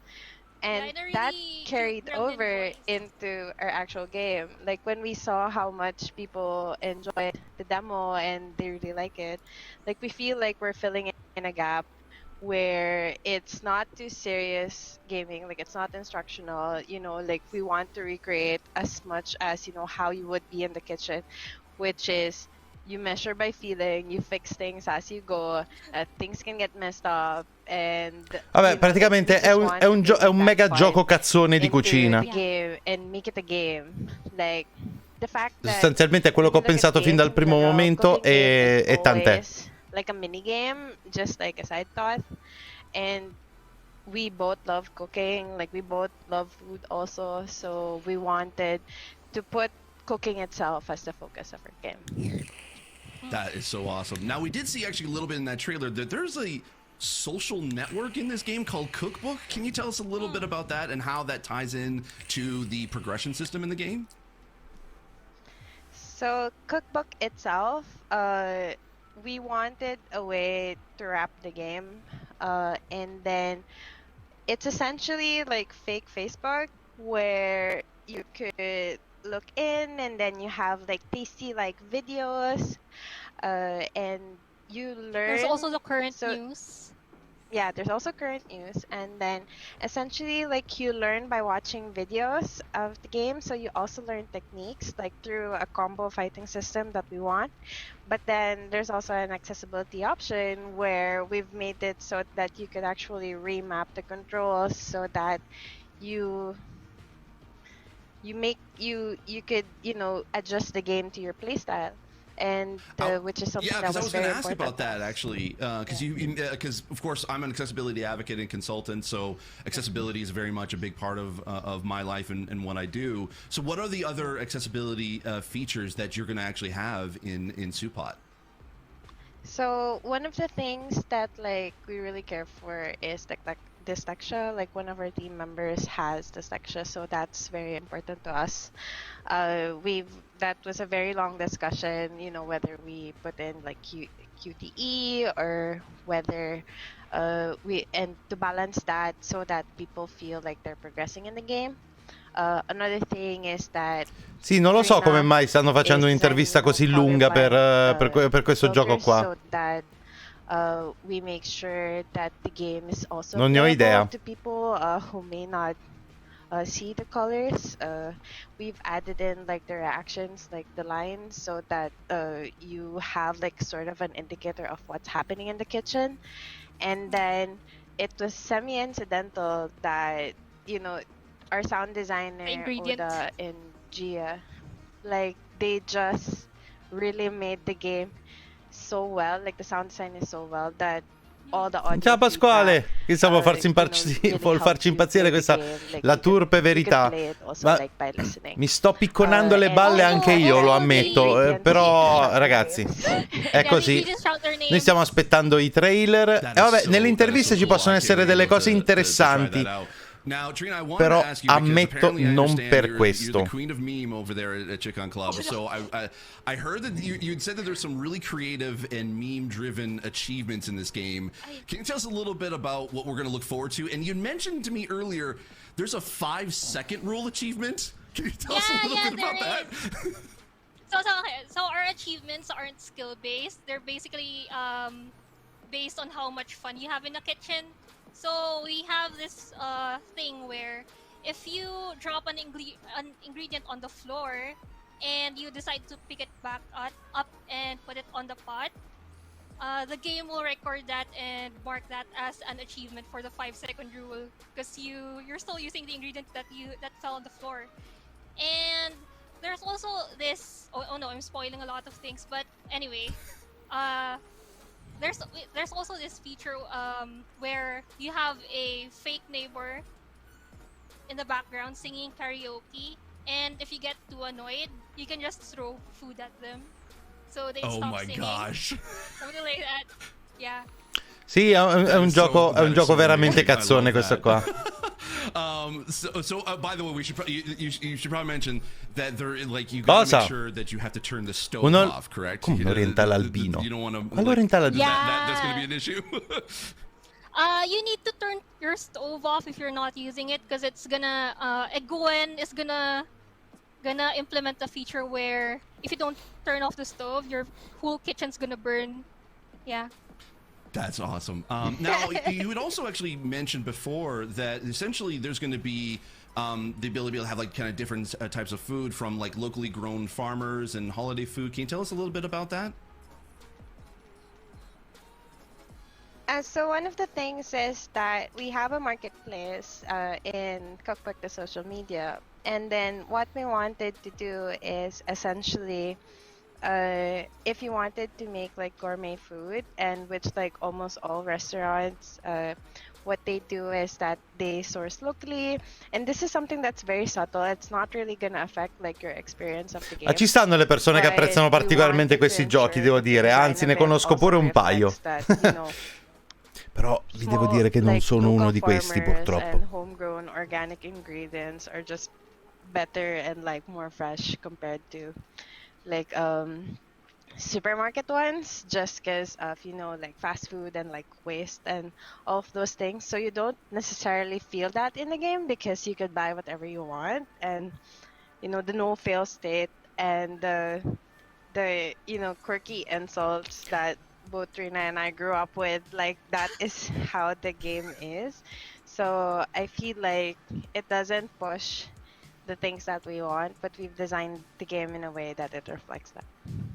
I love that. Now, is this going to be like a solo single player experience? Or sì, veramente troppe chiacchiere riguardo a questo gioco. Sì, troppe.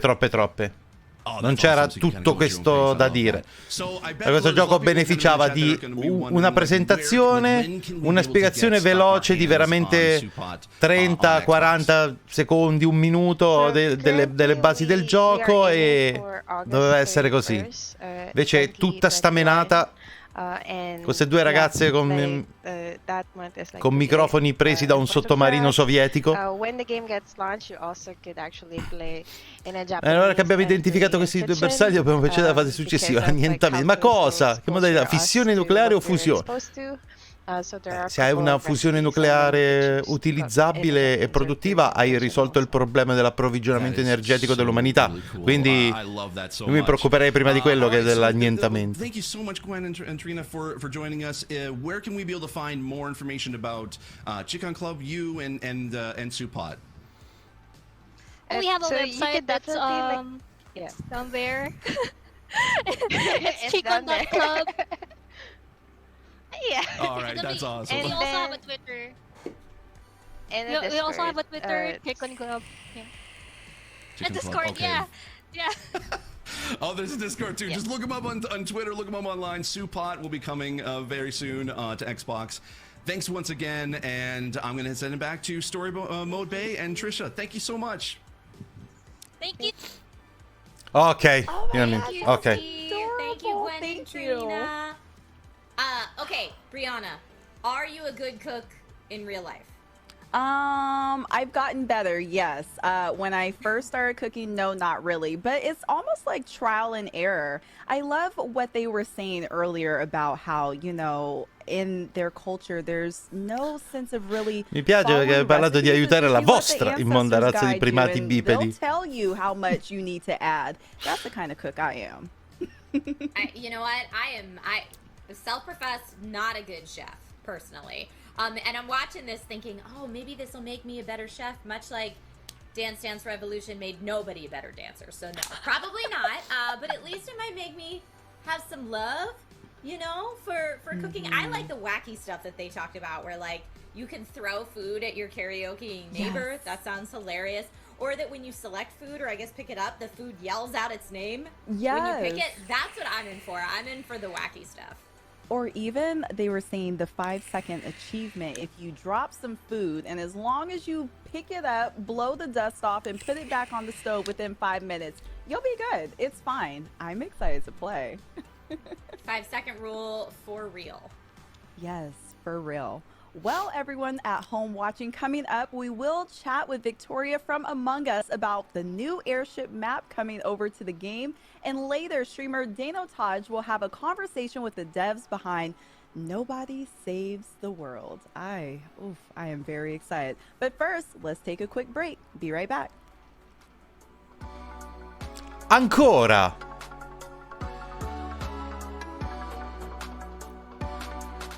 Ragazzi, non capisco perché.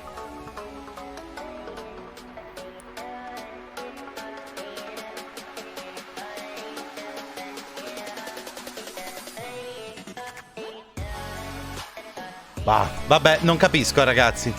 Effettivamente è calato tanto il. Sì. Sto cercando di dissimulare, ragazzi, ma mi sto piccolando i coglioni, ve lo posso tranquillamente ammettere. Non capisco perché tutto questo tempo. Perché?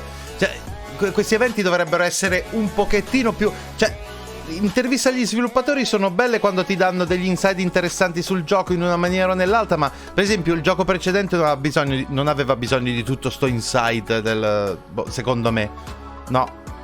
Ma mica perché non mi interessa il gioco, non è quello il punto, è perché il gioco secondo me non si prestava a chissà quale approfondimento. E sti stacchi di 3 minuti a botta non capisco come mai, come l'abbiano pensati. Manco fossero sempre le stesse host proprio in continuazione, avessero bisogno poi di una pausa. Ma cosa? Non capisco.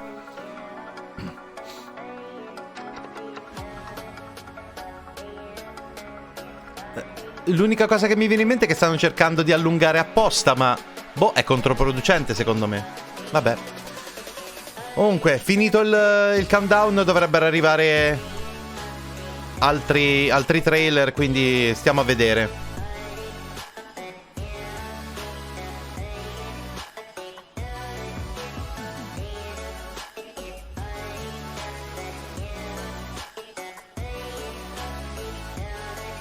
Bene, soltanto un minuto. State addormentando anche voi, vero ragazzi? Dai, teniamo duro perché potrebbero saltare fuori delle cose interessanti. Tipo, il gioco che hanno detto all'inizio, cioè quello di Annapurna Interactive, che è 12 Minutes. Se ci sono nuove informazioni a me interessa. Cosa ti sei perso dopo Rust? Assolutamente nulla, Manu. Diciamo che dopo Rust, in cui si usa il piccone per delle cose, mi stavo picconando io stesso le palle. Lo ammetto candidamente. Però, vabbè, diciamo, sì, stavo dicendo. Il gioco di Annapurna Sì, Annapurna Interactive, quel gioco che è 12 Minutes, dovrebbe essere molto carino, ragazzi, quindi speriamo che mostrino qualcosa.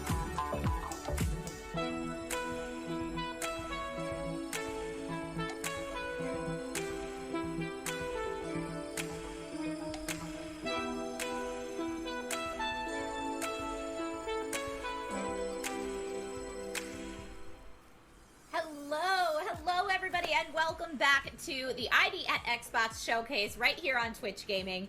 My name is Trisha Hirschberger, and I am here today with Brianna, aka Story Mode Bay, and we're kind of like your tour guides through this event today, leading you to all the different sections of things that you will want to see. But we do have a lot of great stuff coming up.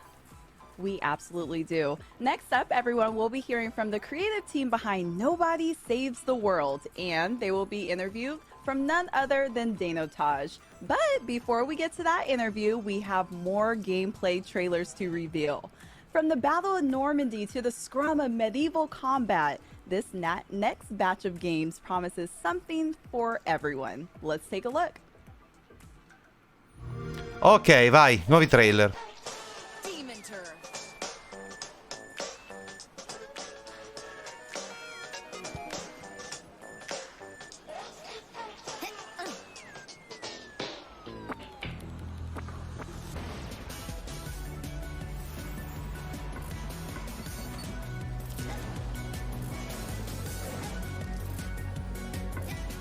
Cosa?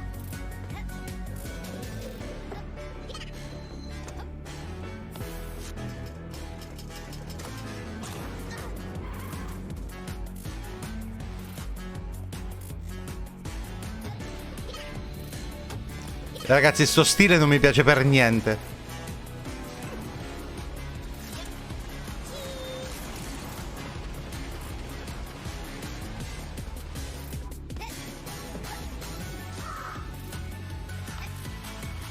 Sì, è un platform, però con questo stile, porca miseria, so già che non ci capirei niente con la prospettiva.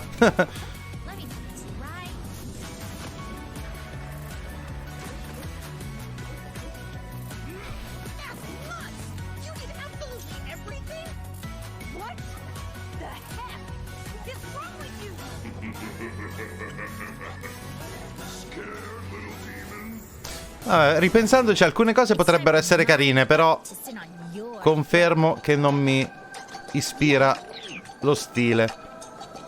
Ah, c'è una demo.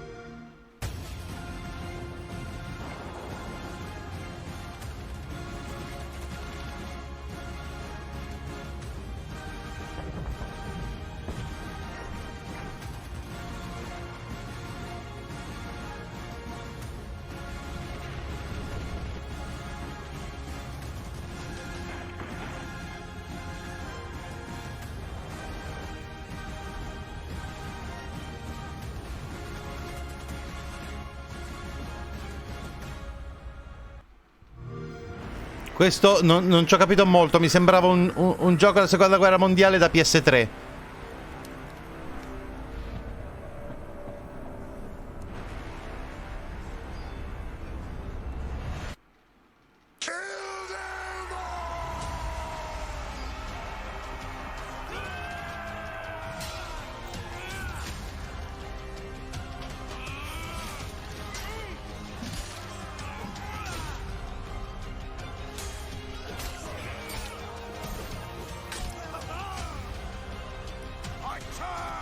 Ah, cos'è in prima persona?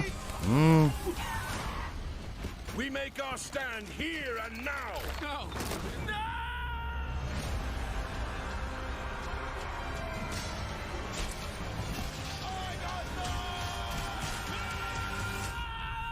Oh, Chivalry 2. Ok. Però mi sembrava un po'... Vabbè. Ok, questo l'ho provata la demo. Ha bisogno ancora di tanti accorgimenti tecnici. Cioè, quando l'ho provato era veramente mezzo rotto. Però il concept e lo stile è molto interessante, ragazzi. Questo qui l'ho provato, sì.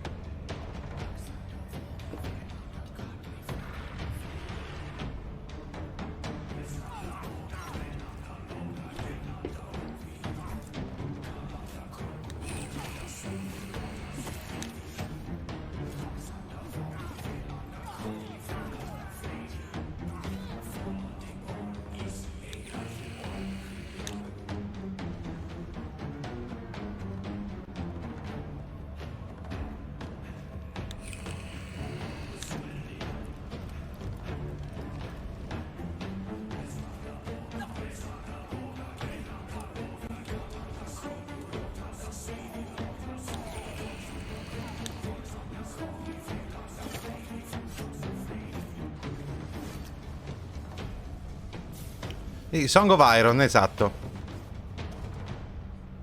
The Banner Saga 3 prima o poi lo porti. È vero, è rimasto appeso.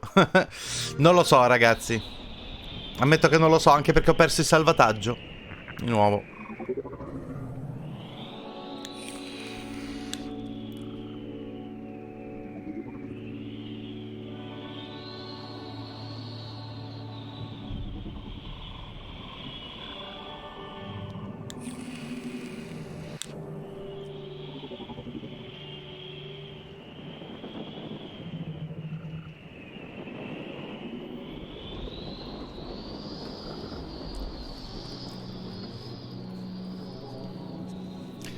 Purtroppo sì, perché lo giocavo. No, lo giocavo nel vecchio client di Twitch.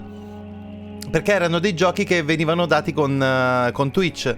E i salvataggi non sono riuscito a recuperarli in nessuna maniera. A un certo punto, quando ho formattato il computer, i salvataggi non erano in cloud né niente proprio. Pensate. Ci sono più abituato a questa cosa. Io questo non ho capito dove vuole andare a parare. Exo One. Ok. C'è un frisbee che vaga. Banner Saga 1 e 2 c'erano su Twitch.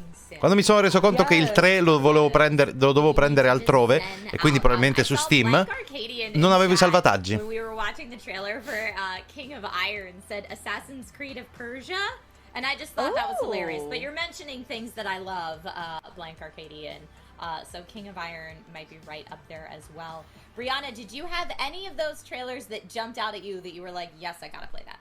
Yeah, that first one, Demon Turf, I think it was called, definitely caught my eye. It's kind of like a 3D platformer, but what I liked about it is they kind of experimented with that 2D style a little bit as well. So yeah, I'm excited about this.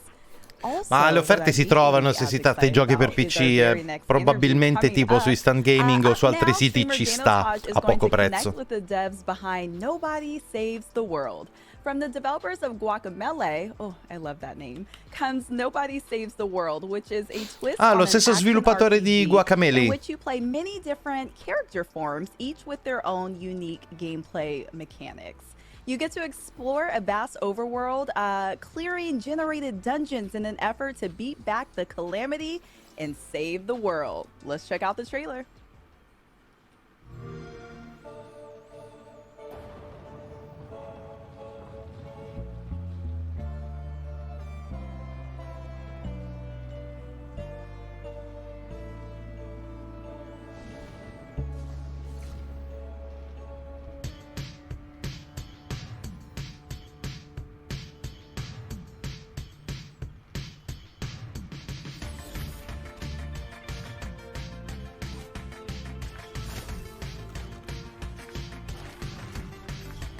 Cos'è? Ok, aspetta, però sembra ben fatto, caruccio. Eh sì?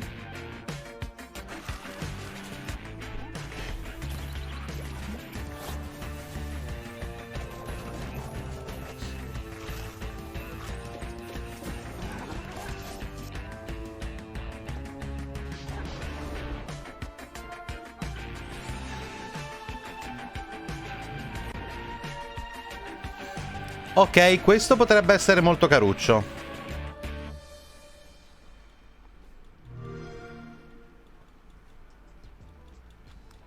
Yo, wow, that trailer was awesome. I've seen that like 3 times now. It's fantastic. My name is Danotaj. Hello, everybody. I'm joined by the lovely, lovely human beings named Grant Smith and Ian Campbell from Drinkbox Games. The lovely people that brought you Guacamelee and Guacamelee 2 now bring you Nobody Saves the World. Hi, guys. Hey, how you doing? I'm doing fantastic. That, like, I'm not joking, that trailer gets me amped every single time. I've seen it like 4 times now, and it's fantastic. The music's a bop.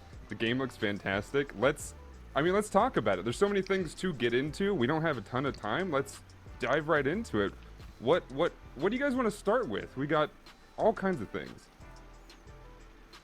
Well, we can explain a little bit about the gameplay, how it works, and what we're going for with the game. So yeah, please. I guess yeah, Nobody Saves the World. Well, to start off, that naked gray baby that you saw that picked up the wand at the start of the trailer there, that's nobody.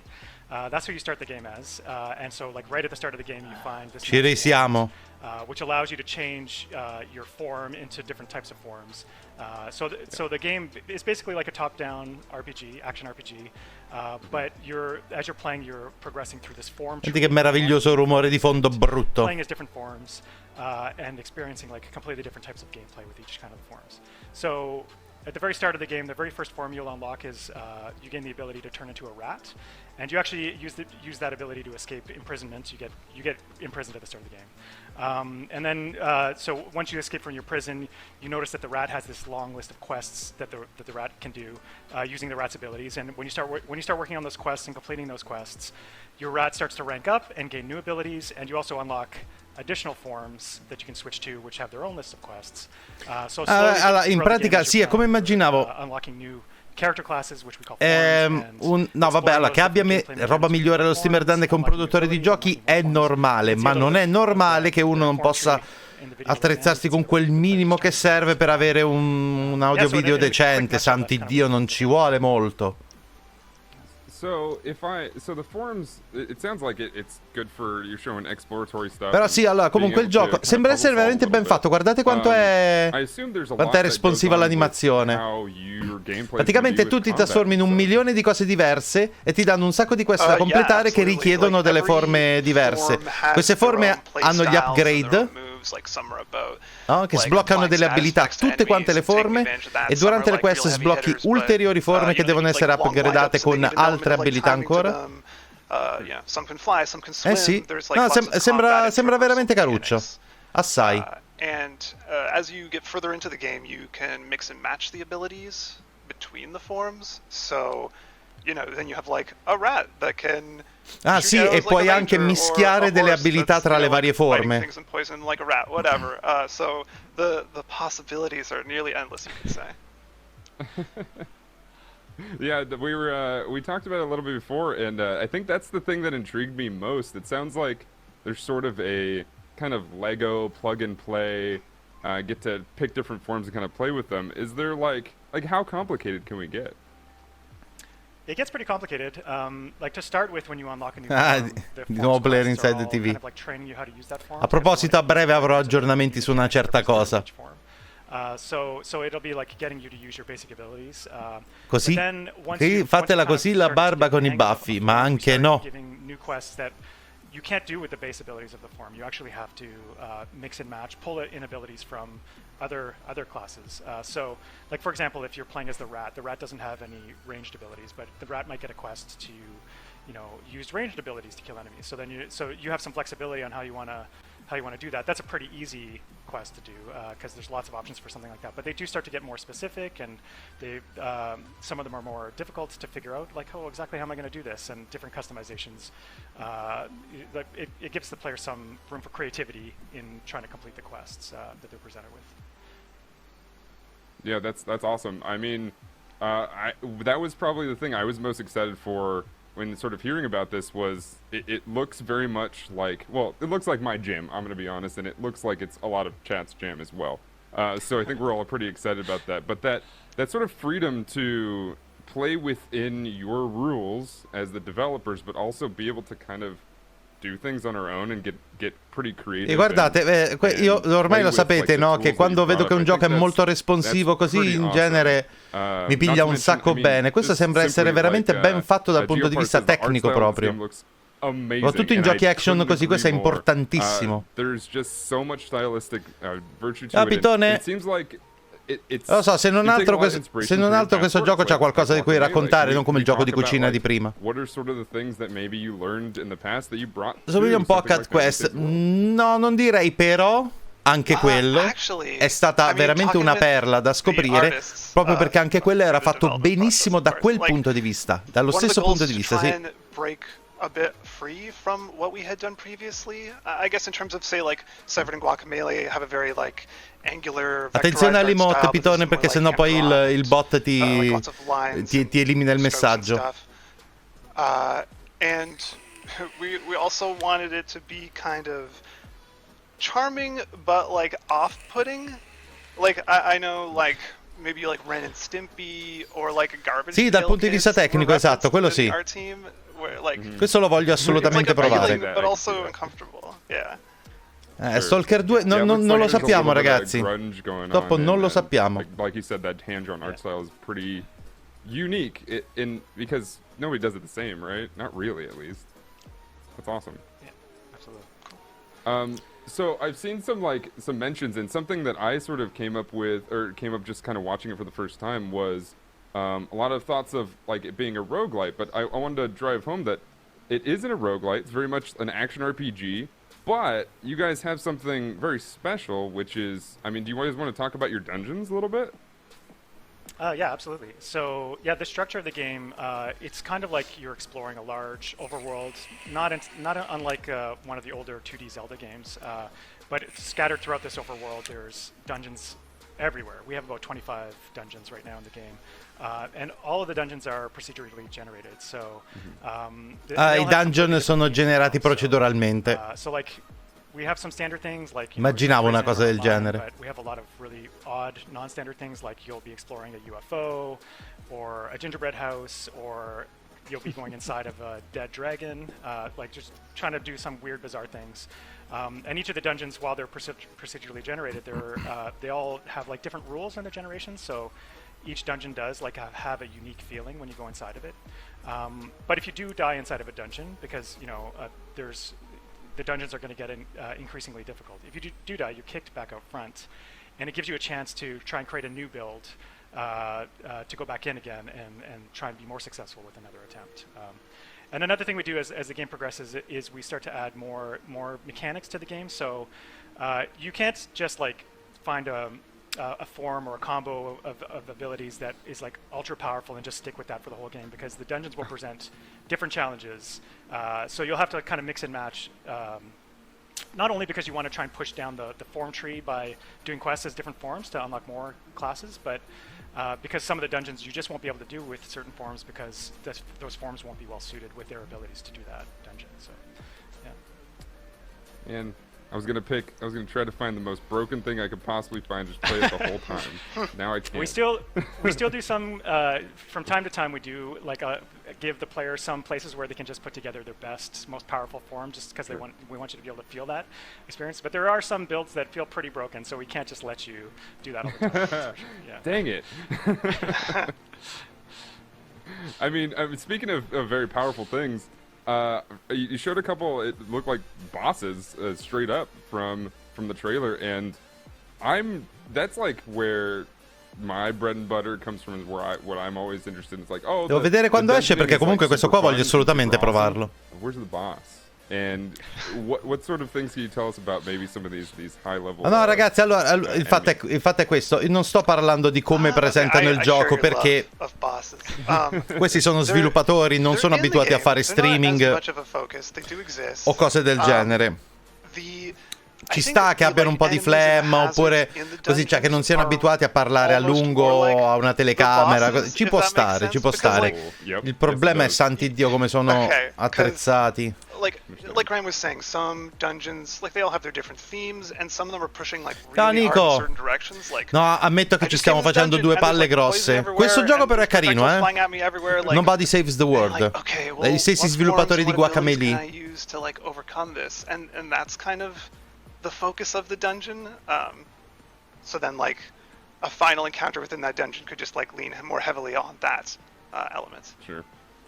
No, that's cool. I mean, because I mean, there are a lot of games that sort of focus on, well, this is cool, you're building up, you're trying not to die essentially, but you just got to get to the boss. This sounds like it's very much going to be a challenge all the way through. Sono quasi 2 ore. Quanto cavolo dura sto evento? I mean, obviously you're going to be having fun the whole time, but are you going to be restarting pretty often if you're not necessarily like just a savant? Ciao di Ropi. Non ti sei perso? Beh, allora, un po' di cose carine ci sono state, però sto evento è di una flemma terrificante, veramente.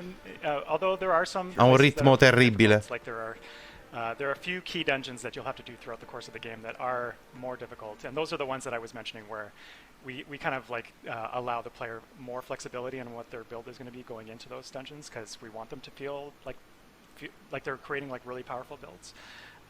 But no, in most of the dungeons you could probably clear them in like a small number of attempts. And like I said, there's a lot of dungeons though. And we really want the player to be like moving through the world and exploring this vast overworld, meeting its inhabitants, and also jumping into all the dungeons that they're finding, and not just be stuck on a dungeon and looping on a dungeon for too long. Yeah. Cool.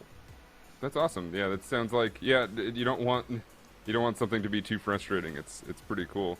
I just like the visuals of looking at. Vedete che potete cambiare forma in continuazione. Questa è molto carina sta cosa. Era iniziato prima di Rust l'evento, ma ha voglia, è dalle 5 che siamo in live.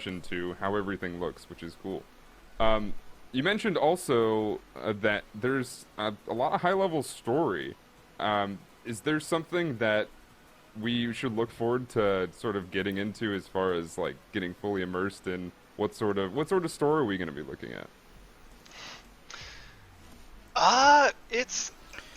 C'è un po' di roba, Manu, perché ha fatto una lunga lista di giochi, come faccio a dirti, però hanno mostrato un pochettino più di The Ascent e non vedo l'ora. I would personally say to look forward to some of the characters you will meet. Like, my favorite is Marty Joe, the hammer curse, who is just like a person cursed to be a walking, talking hammer.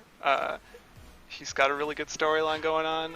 But yeah, there's all kinds of like many strange people in many strange situations that you're going to meet. And actually, it kind of ties into the quests that like have been described a bit already, but the ones we talked about are kind of like combat quests. But the story allows for a whole lot of other quests. Like one of them is to get sat on, or one of them is to like fall in love, and like so you're just, you know, you'll always be finding these things as you're going through the world. It's an exciting part of the story to me.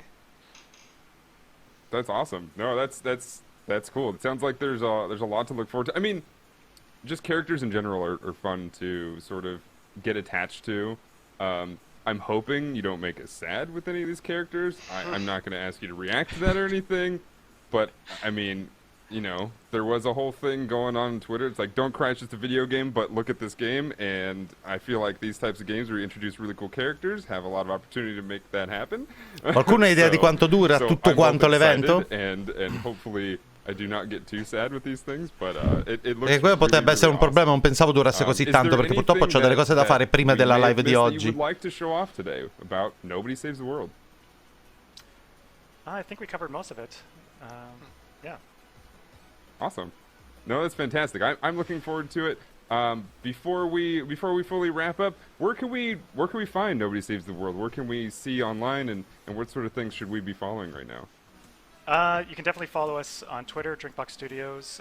We're also on Facebook, Instagram, and we just today, even maybe just like right now, we're opening up a public Discord for the studio. So you can, if you want to know more about the game, see more cool stuff from the game, please follow us on Discord. I think it's like Discord. In realtà mi interessa più novità del Game Pass per il nuovo gestionale del Mortal Realms, ma cioè potenzialmente ci sono delle cose.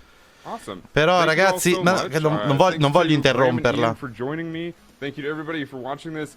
Please keep this on your list, because I would love to see as many people play this as possible so that I have things to talk about with Però you ragazzi, all. se We're going to throw it right back to Story Mode Bay and Trisha. Thank you both for joining me, and thank you all so much for watching. See you guys. Thanks, Dan. Thanks. Thank you so much to Dan Otage and Drinkbox Studios for that interview. Oh my gosh, Nobody Saves the World.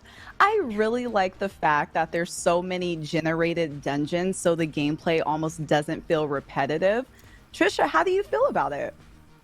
I thought it looked awesome. I mean, I was watching chat the whole time during that interview, and I saw Simo Masso in chat says perfect mix of RPG and roguelike, which I thought, yes, that's a good way to describe it. Because I mean, there were a lot of people saying, "Oh, roguelike," and we heard Ian and Graham say, "Well, kind of, but also not really." But yeah, I mean, there's a lot to love here from the from kind of the quirky characters and interesting side missions that they talked about. That I do think it's going to have a lot of replayability. I do think this Ormai da me lockdown totale, cacchio. Ragazzi, dai, si spera che sia l'ultima ondata. Si spera. Definitely interesting. Do you think it's something you'll probably stream? Yeah, I mean, I definitely want to check it out. And I love what you said too about the replayability, because I feel like there's so many games where you play and it's almost like it's one and done.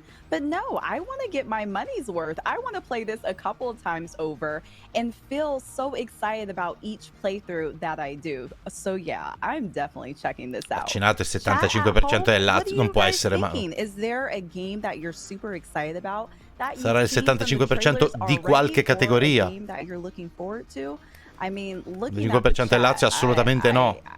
Cioè, manco la Gran Bretagna. La Gran Bretagna è riuscita a superare il 50% della popolazione. I'm seeing a lot of hype for Among Us. I know what the chat is feeling like. Oh yeah, but I mean, we've got so much to get into today, so let's go ahead and keep this party rolling. We've had so many great game announcements already today, but next up we have Caro84, ciao, grazie mille del follow. Never before revealed. Dun dun dun. That's Filippo Vica, ragazzi, commento della recensione di Cyberpunk, grazie per il cuoricino e buon lavoro. Grazie mille. Grazie mille. Sei capitato giusto in un evento che c'ha un po' di flemma.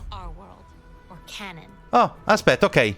Vai. It is a world gifted with magnificent and generous nature, albeit sometimes harsh. Besides ourselves, the Marios, our canon is home to the Pesca, the Zephs, the Arctons, and the Oasis.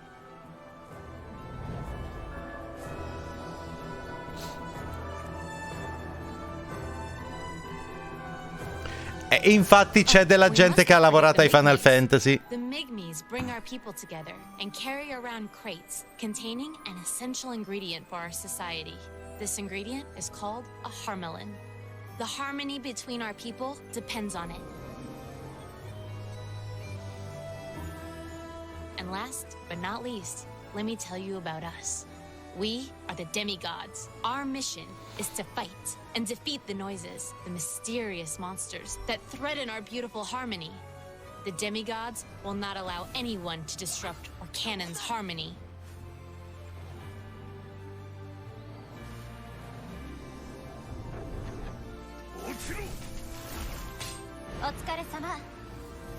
Demigods, ascend!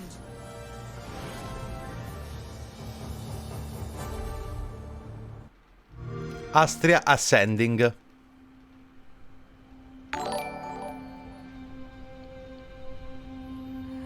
Edo Gaming, ciao, grazie mille del follow.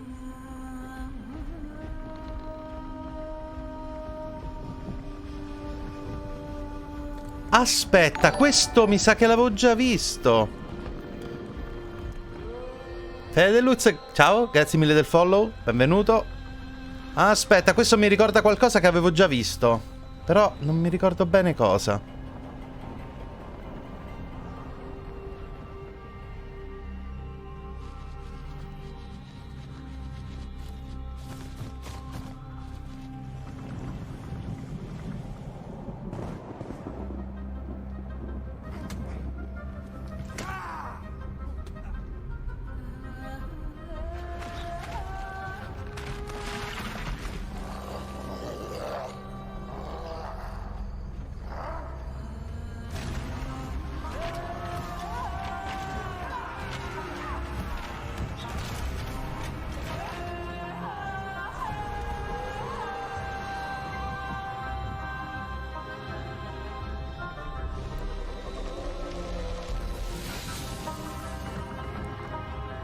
È stranissima sta cosa. Sì. Però mi è familiare. Avevano già presentato qualcosa del genere, mi sa.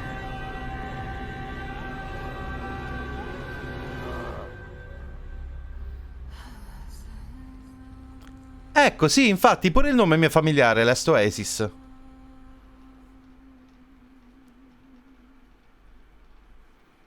Now? Ma non lo sapevo proprio.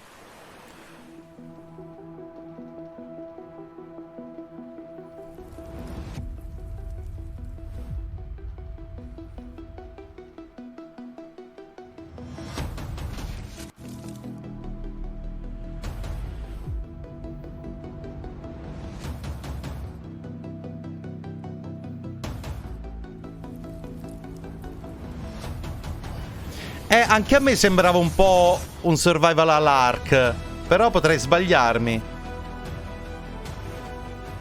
Ok, questo è un RPG tattico.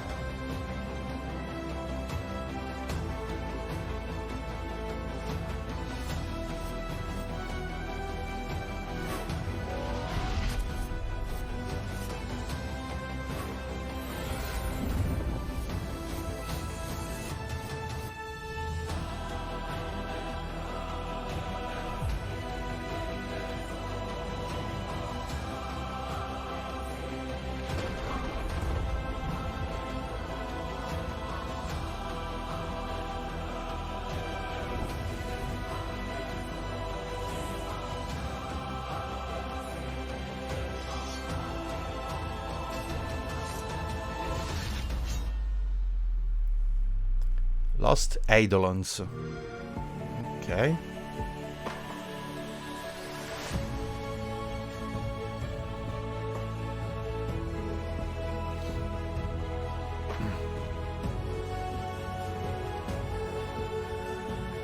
Aspetta. Questo mi sa di qualcosa tipo... Esatto. Ma cosa? Vabbè, è tipo i simulator. Ha avuto la mia attenzione il gioco di prima? Sì, sì, sì, è vero.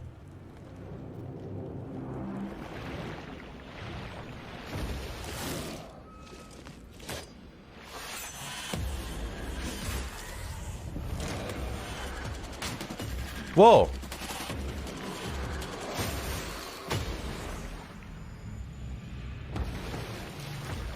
Ok, questo potrebbe essere molto simpatico.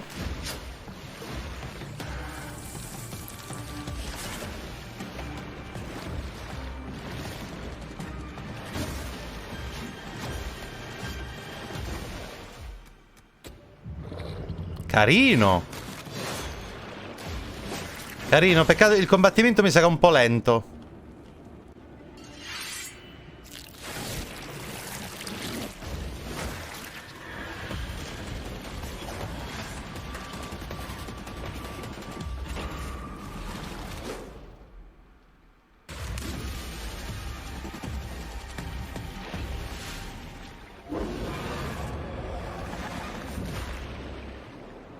Ok, devo provarlo.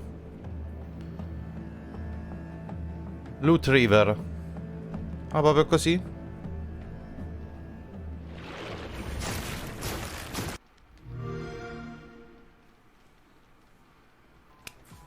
Oh man, so much Last Oasis hype in chat. I loved it. There was a lot to love there. Last Oasis looks great. Lost Eidolons is maybe how you pronounce it. I think so, yes. Yeah, Loot River looked awesome. No, niente Stalker per adesso. For some of those things. Lawn Mowing Simulator made me giggle. If you want a really, really intense, very accurate lawn mowing simulator, then that could be you. But Last Oasis is out right now on Xbox One. Yeah, that is incredible. Sì, ma infatti devo vedere questo Last Oasis perché l'avevo perso di vista completamente. Ragazzi, un secondo che devo sentire un messaggio vocale. Torno fra veramente 20 secondi, ok? Simulator, because is there a story mode? Are you just kind of mowing the lawn casually? I'm interested. I have a couple of questions about it. But that last trailer for Loot River, oh yeah, I'm excited for it. It's almost like you're moving in a puzzle type of motion. It's like an adventurous Tetris, if you will. Oh, I want to play it. Oh yeah, and the second that I see Super Hot Presents before any trailer, I'm like, yes, please, let's get that. It looks like it'll be challenging, mixing the puzzle play with the combat and the art style. Non penso di essermi perso niente, giusto? And, like wiping the blood off the front of it. I was like, oh, this is gonna be rad. I'm into it. And Lost Eidolons was like everything I love about a medieval character creator with what looked to be turn-based. Ciao Vicario. Ok, controllo. Grazie mille di essere passato. From the trailer, but that's at least what it seemed to me. Which, when you combine those two things, that is something I am definitely up for as well. It looked really cool. Absolutely. Now, which one was the one with the guy and he was flying in the air? Was that Lost, or am I thinking about a different one. I'm trying to remember all these titles. They were so good, but that one looked exciting too. Maybe Last Oasis? Last Oasis was the one with like the cool airships that everybody's pedaling, and it kind of takes place in a desert-esque atmosphere. So it might be that you were thinking of. But yeah, really, really fun trailers. I'm glad to see everyone in chat getting hyped for some games. Next up on the showcase today, our next guest is one of the creative minds and developers behind this small little indie title that some of you might know, called Among Us. And on March 31st, a new map, the airship, speaking of airships, is dropping into the game. So let's go ahead and take a look at the trailer for the new map now. Ok, questo l'avevamo già visto. Ed è la nuova mappa di Among Us.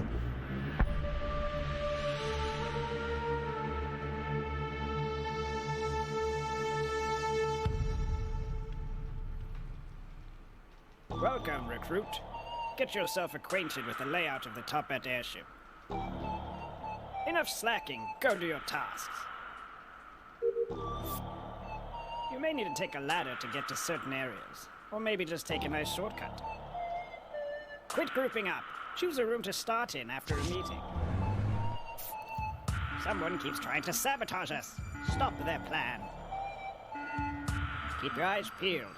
We definitely have an imposter here.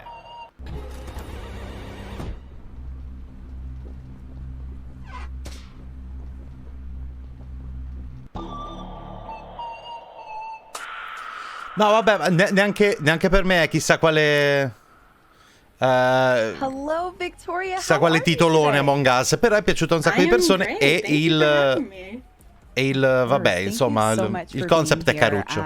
The chat is so hype. Questo gioco ha avuto successo per via delle persone che ci giocano, perché effettivamente si creano delle cose interessanti. Io ci ho giocato soltanto una volta con Zergantis e tutti gli altri ragazzi che di solito ci giocano. È carino. What can you tell us about the airship? Yeah, so the airship is actually dropping in like 5 days. Oh my goodness, 5 days. So soon. So it's very soon. Yeah, it's going to be our biggest map ever. It's going to come with an account system. We have some free hats coming with it, as well as some cosmetics that you can buy. There will be all new tasks. There's going to be ladders and moving platforms. It's going to be hopefully a lot of fun for everyone to play with, and we are really excited for it to finally be out. Can you tell us, for those of us that really like to play imposter, or get chosen as imposter, can you tell us what the venting system is like? Is this going to have a fully connected vent system for that pro level play? Oh, you know it. Oh, I'm so excited. I'm so excited to see how everyone gets around to murdering each other. Oh, I cannot wait to, in the best ways, murder my friends. But with that being said, I thought it was really interesting from the trailer that after meetings, you're able to select what room you spawn back in.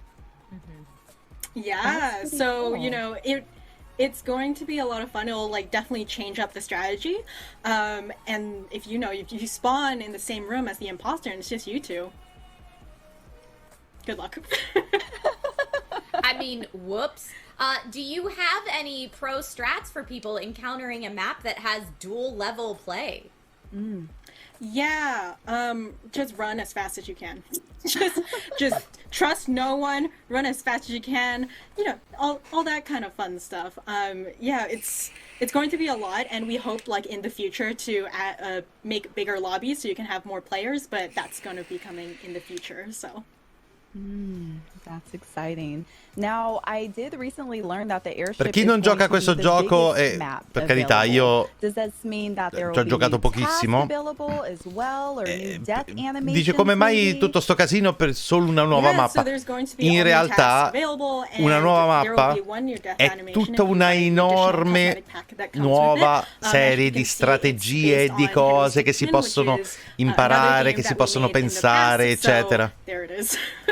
It's right hand man's kill animation, so we're hoping people have a lot of fun with it. Oh man, are you allowed to tease what the new hats are? Oh, se non altro Vittoria adesso c'ha un audio e video decente. rispetto agli altri, dannazione. We'll have some new free hats, such as a unicorn hat, like a little heart, some angry eyebrows, zipper, a chocolate ice cream hat that is definitely not poop. It's definitely chocolate ice cream and nothing else. Definitely not poop. Definitely doesn't look like anything else. Thank you for specifying. But with that being said, do you have any personal favorites about this new map? Sì, e non ha RGB, vabbè, sì. Honestly, okay, so I know it doesn't. I don't know why I'm so excited about ladders. Solo belle storie, per me open world magari o sandbox. It's just so simple and there's really Qual è quello che hanno presentato prima, cioè Moonglow Bay? Deve essere una bella storiella quella lì. Simplicity or complexity for the players. So I wonder, you know, you said this is going to switch up people's strategies. How much are you watching gameplay? Are you watching streamers to say, all right, here's the main strategies that people are running with right now that would consider themselves, you know, pro level at Among Us, because there are people out there who are very Io non posso dire che odio gli RGB perché ho tutta la stanza colorata, anche se a tema blu. Oh, it really depends, right? So we do try to keep up, and well, there's a lot. Thankfully, we're very grateful to have a lot of people who play Among Us, so that's really cool. But we do, you know, try to keep up and see who's playing and kind of their strategies and see the kinds of cool things they come up with. But within ourselves, actually, like with our game design and with our own like QA and our own play testing, it's really a mix of like our own sensibilities and, you know, just years of making games and also just seeing how the community runs with it. Yeah, I mean, I feel like things like, you know, visual tasks being able to be on and off, having the taskbar fill immediately, stuff like that, that it's kind of like through playing it, you're like, oh, this could be tweaked, oh, this could be tweaked, and not just necessarily like tweaked to make the game better, just to give people options of what you want. Ah, sì, miei sono di scena, però come tutte le cose al mondo dipende come le usi. You can both relate to this, but it's like, you know, if I'm playing Among Us with my family members that don't game very often, my settings are going to be very different than if I'm playing with a bunch of streamer friends that are, you know, 24/7 Among Us players. Yes. Yeah. Definitely. Yeah, I think the cool thing, right, is just to see all the different kinds Purtroppo il ritmo di questo evento è veramente terribile, ragazzi. Mo vi dico, siccome purtroppo c'ho una cosa assolutamente da fare prima della live delle 21 di oggi, in cui tra parentesi facciamo un nuovo gioco. That's so cool. I am insieme ad Agne. Because I have been an imposter on my mind. Mo vediamo come va. C'è altri 10 minuti, vediamo che succede. Magari la prossima carrellata di trailer, però alla prossima intervista devo staccare, ragazzi, perché se no non faccio in tempo. Forse. Mi sento un attimo in background con Agne. Yeah, I can see it now. Stack kill on a ladder. Story mode bed. I know. Oh my goodness. just plopping on the floor. Just push it off the moving platform. Right. If it happens, we know who is sus. So I have to ask you, Victoria, how much do you play Among Us on, like, I would say a weekly basis? Are you like, hey man, this is my work, I kind of need a time out in my personal life, or are you just 24/7 in the game? Yeah, because it's my work, I try to separate it. Like, I'll play it for charity and stuff. But the thing is like, I'm actually a great imposter. Like, Forrest, who's our programmer, accurately called me out for being an imposter because no one was dying. Like, I was too anxious to kill everyone. So I don't really play it in my off time, but for work, obviously I will. Fair enough. And speaking of work, I mean, I just have to say, I feel like the team has been incredibly busy within the last year. How is the development team doing? How are you all doing, kind of transitioning into this high demand for the game? Yeah, we are. I mean, one, we're grateful and excited, and we wouldn't trade it for the world or anything. But wow, we are tired and anxious. It's been really like wild to see the reactions to it and just like playing catch up with everything.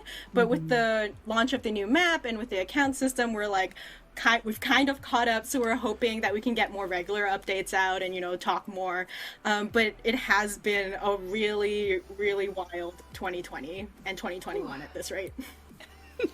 Yeah, extremely. I bet. I see Riash45 in chat says, thank you to the devs for this game. And I'm I'm trying to keep up with you here, chat, but it's going so fast because there is so much hype. To see you, Victoria, and to have you answer questions here live on the stream is just super cool. And to get a preview of this new map, and I'm sorry, I just laughed at that murder ball animation that just happened right there. But yeah, the airship looks super cool. Se non erro, lei è la stessa che dopo il premio ha pianto perché per 2 anni il gioco non se l'era cagato nessuno. Oddio, sembra anche a me di ricordare una cosa del genere. Però è comprensibile, ragazzi. Considerate che Among Us era uscito nel 2018, molto in sordina, e poi sono stati gli streamer a riscoprirlo.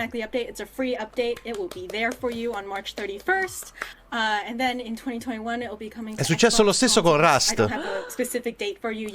O con diciamo la modalità role playing di GTA 5. Very excited about it coming to console for sure. And with the console, can you say whether there's cross-platform play as well? Yes, there will be cross-platform play because you want to play with all your friends. Yes. Oh, we love that. We absolutely love that.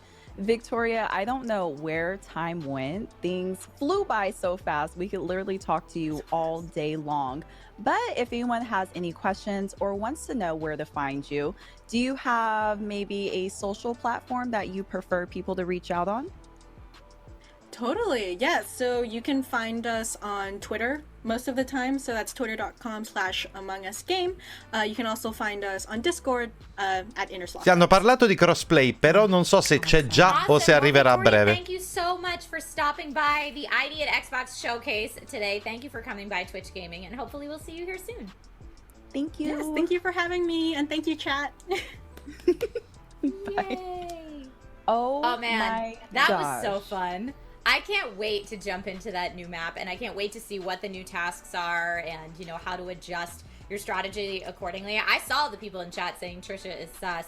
Everybody always thinks I'm the imposter, even when I'm not, and I don't know why. Apparently, I'm super sus all the time. But you know what? I'll take it, and then we'll adjust my strategy accordingly. And what kind of imposter are you, Story Mobe?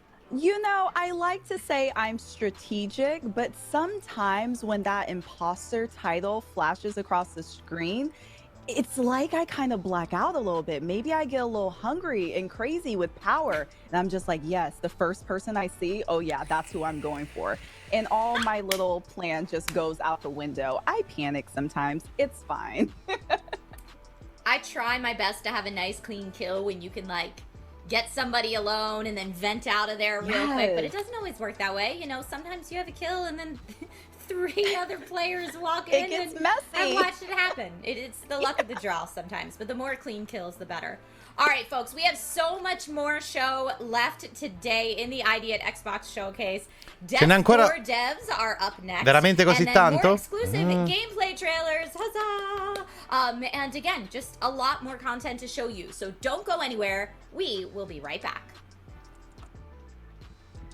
Ok, sti 3 minuti di pausa mi arrivano a fagiolo, ragazzi, perché datemi un secondo che stacco in questi 3 minuti, che così sento Agni e ci mettiamo d'accordo un pochettino meglio. Forse è il caso di far slittare un pochettino la live, d'accordo? Comunque vi faccio sapere.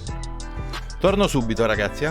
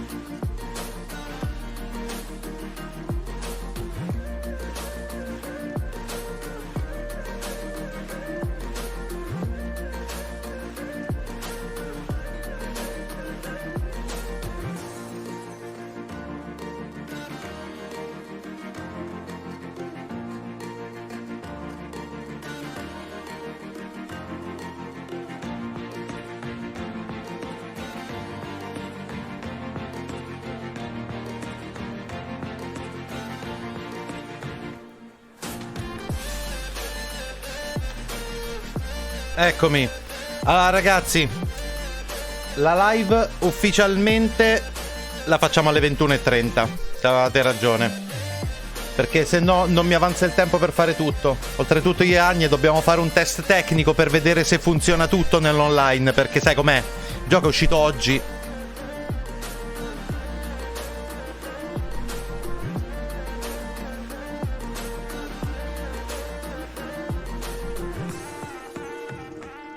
Hello, everyone. Welcome on back to ID at Xbox Showcase right here on Twitch Gaming. Coming up, we have very special interviews with the developers from Death's Door, interviewed by Stallion83 and Technique. Is going to be able to chat with the developers behind 12 minutes. Oh, ok. Questi sono gli sviluppatori di 12 Minutes di Annapurna Interactive. Like you said, we'll chat with the devs behind the new game Death's Door. So Questo è interessante, sì, assai. Where reaping souls of the dead is all part of an honest day's work. But the job gets lively when your assigned soul is stolen and you must track down a desperate thief to a realm untouched by death, where creatures grow far past their ex-purity and overflow with greed and power. Let's take a look at this trailer now.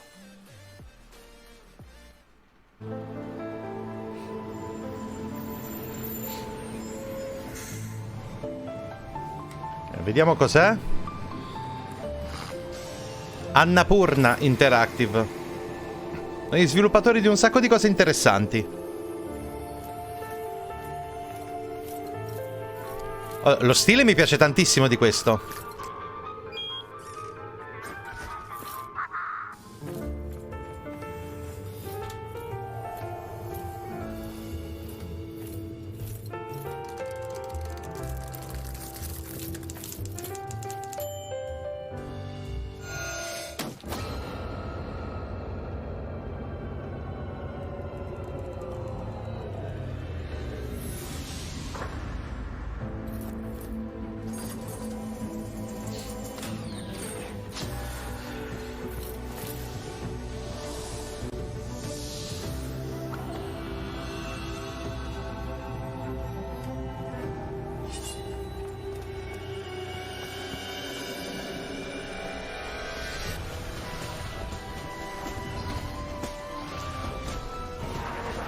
Oh, che caruccio!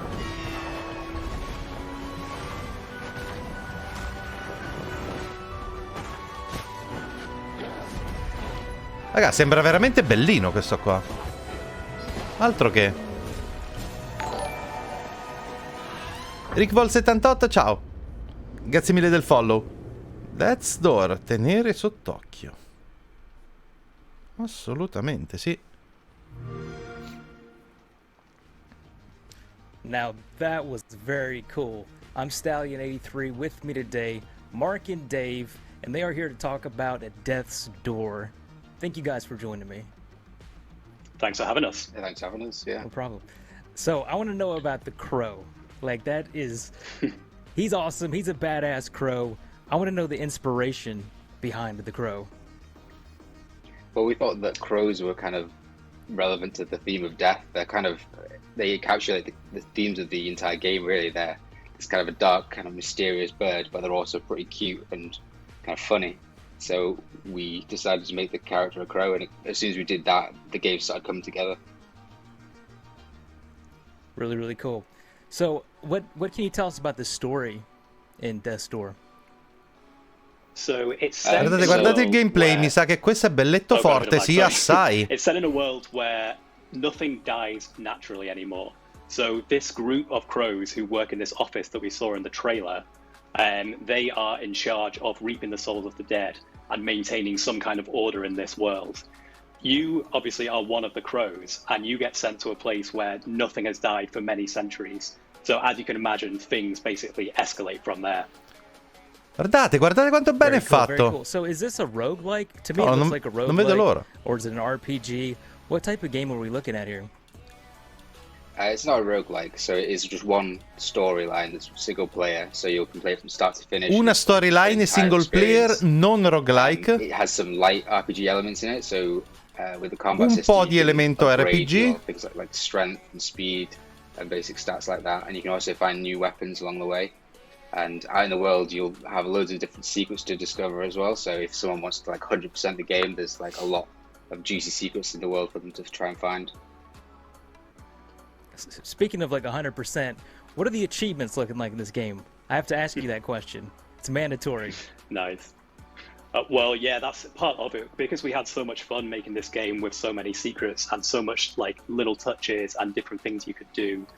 We had a lot of fun coming up with the achievements as well.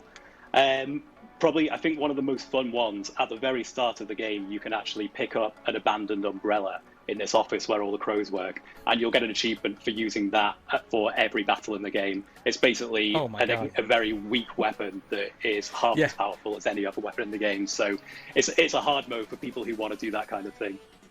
So that might be the most challenging achievement, that one right there. Questo lo voglio giocare assolutamente, well be, ragazzi. Yeah, I haven't even attempted it myself, so I can't even comment on that. Oh, wow. So, with a game called Death's Door, are players going to die a lot in this game?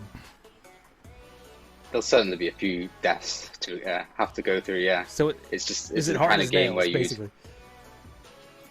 I wouldn't say it's hard as nails. Like, if anyone's played our previous game, Titan Souls, that would be described as probably hard as nails. But this is a bit more forgiving, a bit more accessible. But we still think it will present a good challenge for anyone who was a fan of the old game. Yeah, I think this one is certainly a very intense action game. Quanto è animato bene, porca miseria. But one thing that we wanted to do this time around was create something where if you are hitting a wall with like a really ridiculously hard boss, you don't just have to keep trying over and over again. You will have options you can do, different things you can do to prepare. So you might want to go and get more souls, which lets you upgrade your stats a bit, enhance your play style, or you might want to go and search the world for various secrets. So there's alternate weapons that you might feel more comfortable with, and you can also find upgrades for all the abilities that you have access to. So yeah, we want people to be able to take different approaches and overcome challenges in their own way. Okay, so what can you tell us about the combat system, and how many different weapons can we use in this game? I probably won't say the exact number of weapons, but there's a few to like change up your play style if people want to play with a more fast-paced, or maybe they want to use a big heavy weapon. And che belli che sono anche i mostri. Perché i boss erano bellissimi, però uno dice anche i boss sono un po' il centro della cosa, quindi ho fatti bene, ok. Ma anche i mostri normali, quelli che incontri qua e là. Guardate pure il movimento, l'interazione con l'ambiente. Veramente figo. The moveset that you have is very fast, very fluid, very responsive. So every action you perform, it'll be executed within very few frames of you pressing the button. So you have that kind of nice, rapid fluidity that gives you what you need to overcome any kind of challenge. Yeah, it looks incredible. Yeah, you want to take the same kind of reactive. Incredible.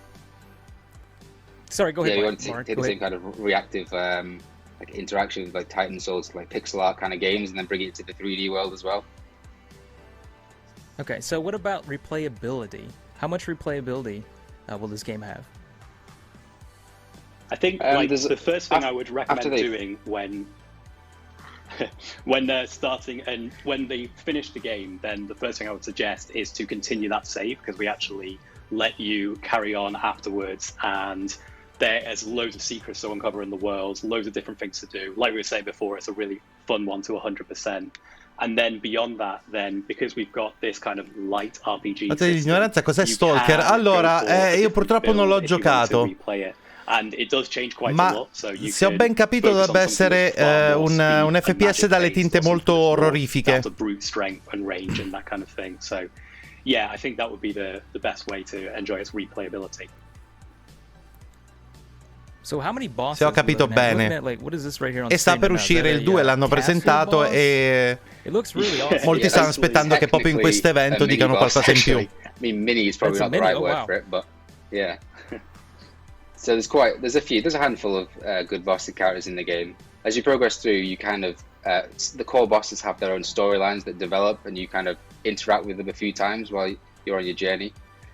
So by the time you get to them, you maybe know a bit of their backstory. You're going through their area of the world, which is kind of they've left their mark on the world. Beh, comunque stanno dicendo un po' di cose. Dovrebbe essere anche abbastanza accessibile, il che mi piace un sacco riguardo a questo titolo. Ma veramente super responsivo, con un po' di elementi RPG non eccessivi, tante cose da scoprire, fantastico design, devo assolutamente giocarlo.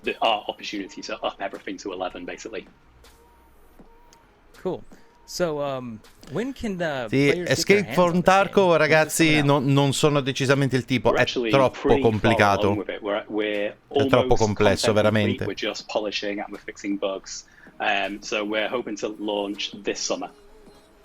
Awesome, man. Ok, quest'estate esce. Planned for DLC down the line? Ciao Matt, ben trovato. Stiamo seguendo l'evento che ha un ritmo un pochettino così, però saltano fuori delle belle cose ogni tanto, tipo questo Death's Door.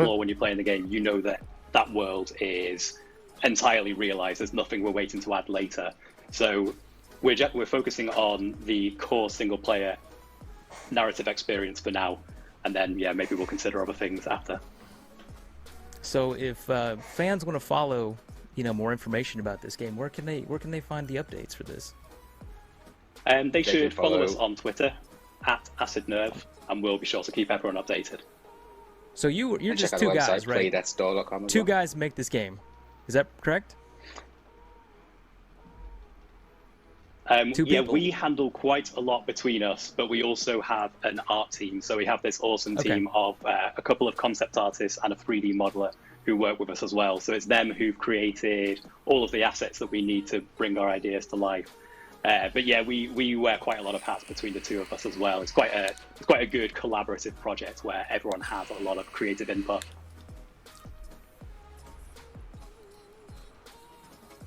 Okay, that's awesome. So the noir world, when the trailer starts out, are we gonna be in the game in that, or was that just for the trailer? Is that like the hub or something? Yeah, that acts as a hub world. So as you progress through the game, which is one consistent open world to explore, you'll find these keyholes which you can unlock, and they kind of introduce shortcuts back into this hub world. So the actual main world is this color, overgrown, interesting place. Then there's the office where the Reapers work, which is kind of a noir, it's kind of depressing, bureaucratic environment. Yeah, in the trailer I saw anche effettivamente lo stile noir è molto carino. What's in the tombs? They were probably the doors. So the doors? So was it a bunch the of place doors? that the crows work, it's called the Hall of Doors. So basically, the way that the crows do their job of reaping souls, they have these doors which can lead them to any place. So that's how it functions as a hub. You can use the doors to travel via shortcuts to back anywhere else in the world where you were before. Okay, well, thank you guys for your time. I appreciate it, and we're kicking it back. Thank you guys so much. Thanks very much for I having appreciate us. Thanks. Oh, Death's Door. Oh, these look good. Now, I do want to say first, shout out to all of the developers, but especially these smaller studios. My goodness. I mean, they were even saying between the two of them how many different hats and how many different roles and responsibilities they have to create these amazing games. So shout out to all of you, because, oh my gosh, I can only imagine how hard of a job that is. Ho visto il trailer, ma non ho capito se è solo single player. Oddio, non lo so, ma credo di no. Credo che si possa giocare anche con altre persone. È il tipo di gioco che si presta se stai parlando di Stalker. I am Orvanas. I'm sorry if I said your name wrong. Said devs made a really great game. Love the dark mood. GG, and tons of love in chat for the black and white atmosphere when we saw kind of the black and white atmospheric scenes. And I definitely want to know more about this world that they're fleshing out. I think it really, really looks cool. I even saw some people in chat saying potential future game of the year. So definitely loving that. Again, way to go, team of two, Mark and David. Yes, for sure. Up next, everyone. Oh, I'm excited about this. Have you ever wondered what it would be like battling dinosaurs with guns?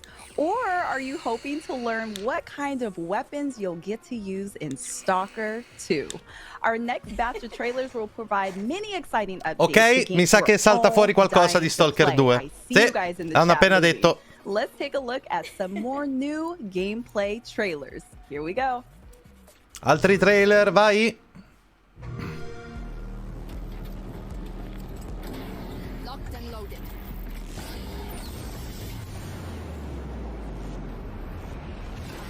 Ok, questo non credo sia Stalker. Ah, oddio, già mi piace, aspetta.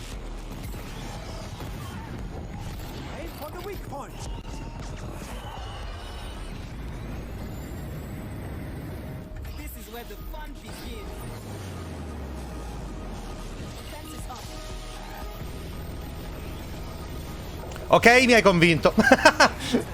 Appena mi dai la minigun, quella... così io sono felice. No, ma che arc? Ma è perché ci sono i dinosauri automaticamente arc? Anzi. Ok, lo voglio. Ah, aspetta, mi sa che me l'ero già segnato questo, però risegniamolo per sicurezza.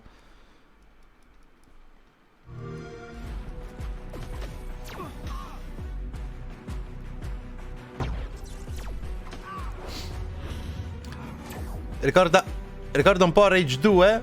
Oddio. A che tra parentesi ho giocato, vi consiglio di giocarlo se vi piacciono gli FPS, perché porca miseria se c'ha un gameplay figo, lo shooting è proprio tosto. Infatti sono gli stessi di Doom, se ben mi ricordo.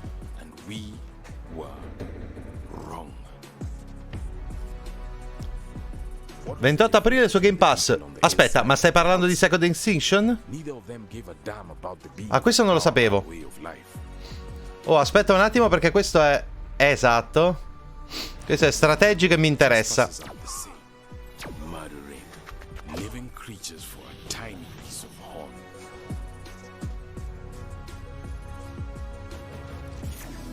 Ah, sì, ero impegnato a segnarmelo sul block notes, mica l'avevo visto. Va bene, ok, ottimo, buono a sapersi.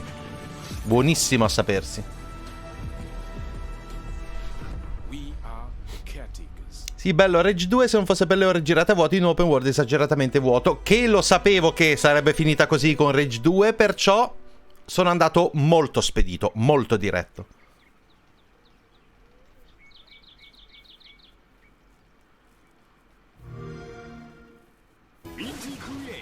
Sunsoft present the final piece of a trilogy.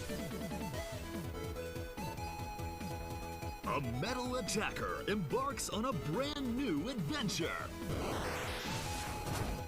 The side view and top-down action is more intense than ever before. Ah, dai, che figo. Jason's third battle against mutant kind is about to begin. What new threats await him in a new dimension?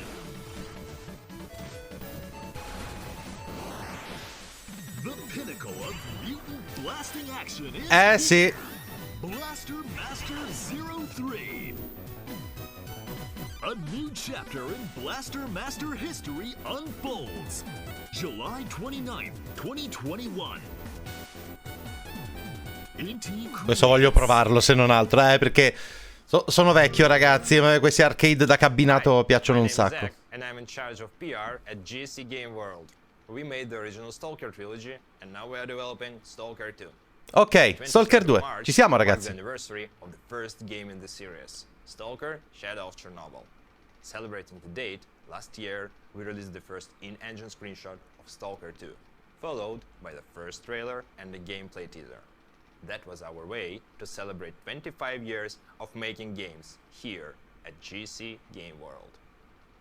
This year, we have an anniversary gift for our fans as well. It's an update on Stalker 2. It's not as big as a new trailer just yet. Oh, ciao Oscar, sei arrivato preciso proprio. È il Dev Diary che vi ho linkato oggi. No, ho fatto in tempo a vederlo. Ho fatto altro che correre oggi. And here is the first look at the updated costumes. The zone is a dangerous Niente place. nuovo gameplay, è un dietro le quinte, ok. The freedom and the duty are two iconic opposing forces. First ones see the zone as a free, ever-growing state, while the second ones would eagerly sacrifice their lives to prevent its spreading. These ideologies will never meet the agreement. As you may have guessed, you will see them in the sequel. The recognizable design for each faction has been enriched with details. If you look closely, you can see scuffs, scratches and sticking out threads. Alla faccia del cacchio però, ragazzi. Figo il modello. The time has passed and the new forces emerged in the zone. You can expect to see more factions in Stalker 2. Let's move on. The reception of Tolkien 29, ciao, grazie mille del follow. Sei pure a tema. Sto vedendo Stalker 2. For your passion and your interest. Stalker 2 is a shooter game, and you can't imagine it without the guns, right? Here are a couple of guns you will see in the game. The arsenal will include more than 30 different Se è così mi sa che il gioco ancora non esiste.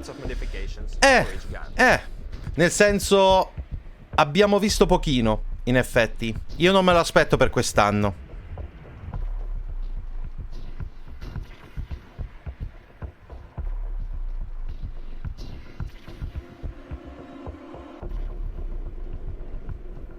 Ragazzi, può darsi che sia uscito comunque oggi questo trailer. Io non l'ho visto, per esempio, però vabbè, è super recente, ragazzi. Se è uscito oggi, ci sta a metterlo in un evento. GSC assicura 2021, se così fosse Series X quest'anno di sicuro mi tocca. Infatti, Oscar, ancora... Cioè, tanto lo sappiamo che tu passi al lato oscuro, quindi perché esitare, no? Perché navigare a remi nell'ipocrisia? Vai! Avanti.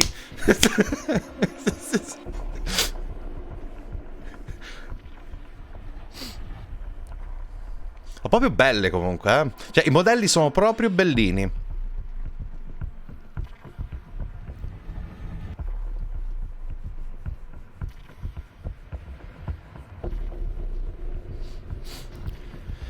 Sì, Series X alla fine con un po' di attenzione si riesce a beccarla. Ok, proprio fighi i modelli, non c'è che dire. Cioè, proprio, diciamo che l'art team... ok, ci siete, ragazzi. Bene. Mi piace.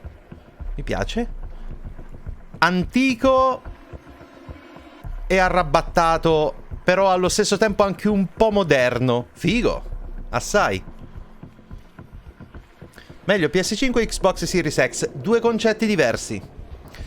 Potenza, dai, più o meno è la stessa, voglio dire. Series X sembrerebbe essere un tantinello in più, però la maggior parte dei giocatori non troverà differenza, ok? Il concetto è diverso. PS5, giochi costano tanto, tante esclusive potentissime, giochi proprio mega iconici, yeah. Series X, ti abboni al Game Pass e ti danno secchiate di giochi come se non ci fosse un domani.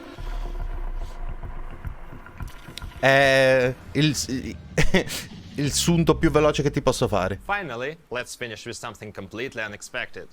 We work a lot to fill the world with a decent amount of memorable details, and sometimes it takes us to completely unexpected grounds. Can you see this guy? Quite a charmer, if you ask me. But let's take a closer look at his teeth.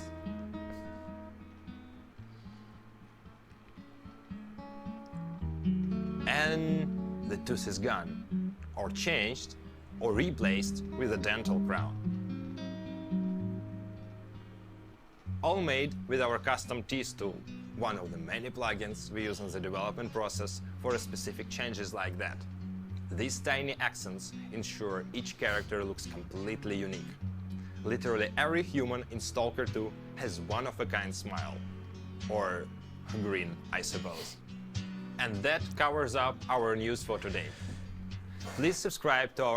Allora vi dico, sembra incredibile sulla carta. Quando però sviluppatori un po', tra virgolette, secondari, cioè nel senso che non sono tra i più rinomati del mondo, mettono sul tavolo una roba del genere, io un po' mi preoccupo perché gestirlo e ottimizzarlo, un gioco con questo tipo di modelli, mi fa venire un po' di ansia. Sì, ci sarà sicuro per PC.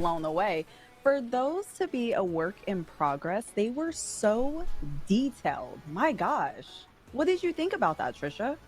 Yeah, I mean, hyper-realism. So thank you, Zach, for that update on Stalker 2. I saw a lot of support in chat for the dev team. A lot of love, like you said, Brianna, for this game.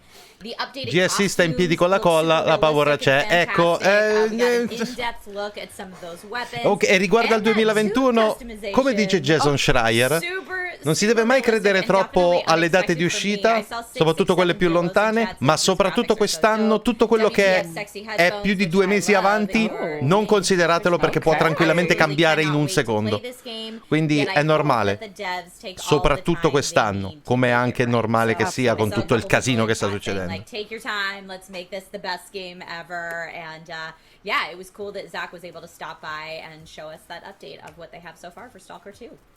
Absolutely. And I love what you said too. I feel like it is so important to give developers the time that they need to push these games out and allow them to do them properly. I know there's so much hype behind so many different games, but developers are people too. They need some time. They need to take the rest that they need. Developers are people too.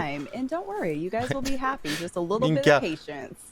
Specificarlo così. I'm always a fan. I will be patient and I will wait for the game to be awesome. So again, thank you Zach for that update. Le colpe delle fabbriche chiuse in Cina. Allora, adesso la situazione si sta evolvendo in un'altra maniera. Volete sapere qual è il problema? Se volete sapere diciamo lo stato aggiornato del casino, andate a vedere l'ultimo, forse il penultimo, il terzultimo video ormai di Linus Tech Tips, che è lo youtuber tech più grosso del mondo, il team anzi. Ok, questo mi sa che è fighissimo, ragazzi.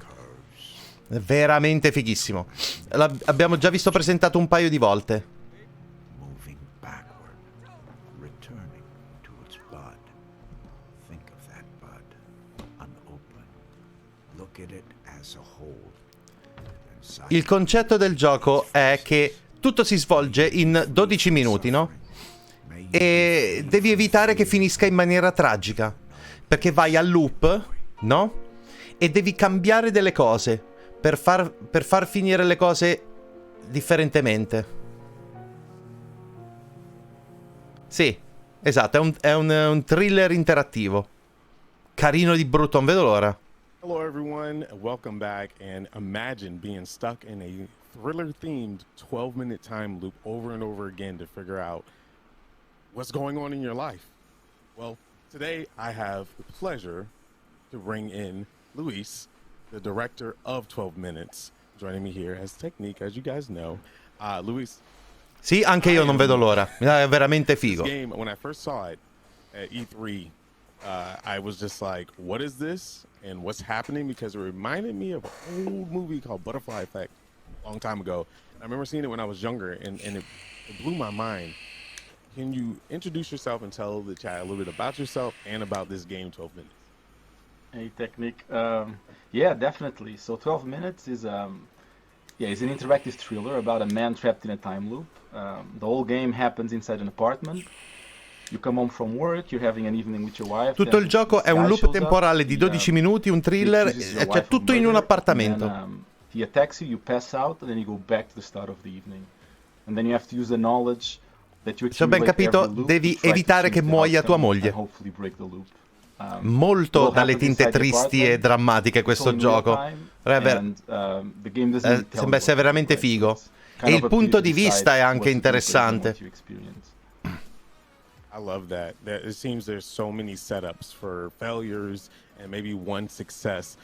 But before we get into all the complications of the game, we have to know, and I'm pretty sure you got hit with this question. Io me lo scrivo lo stesso così tanto per, ma l'ho già segnato proprio senza dubbio, perché hanno già presentato un paio di volte qualche cosettina.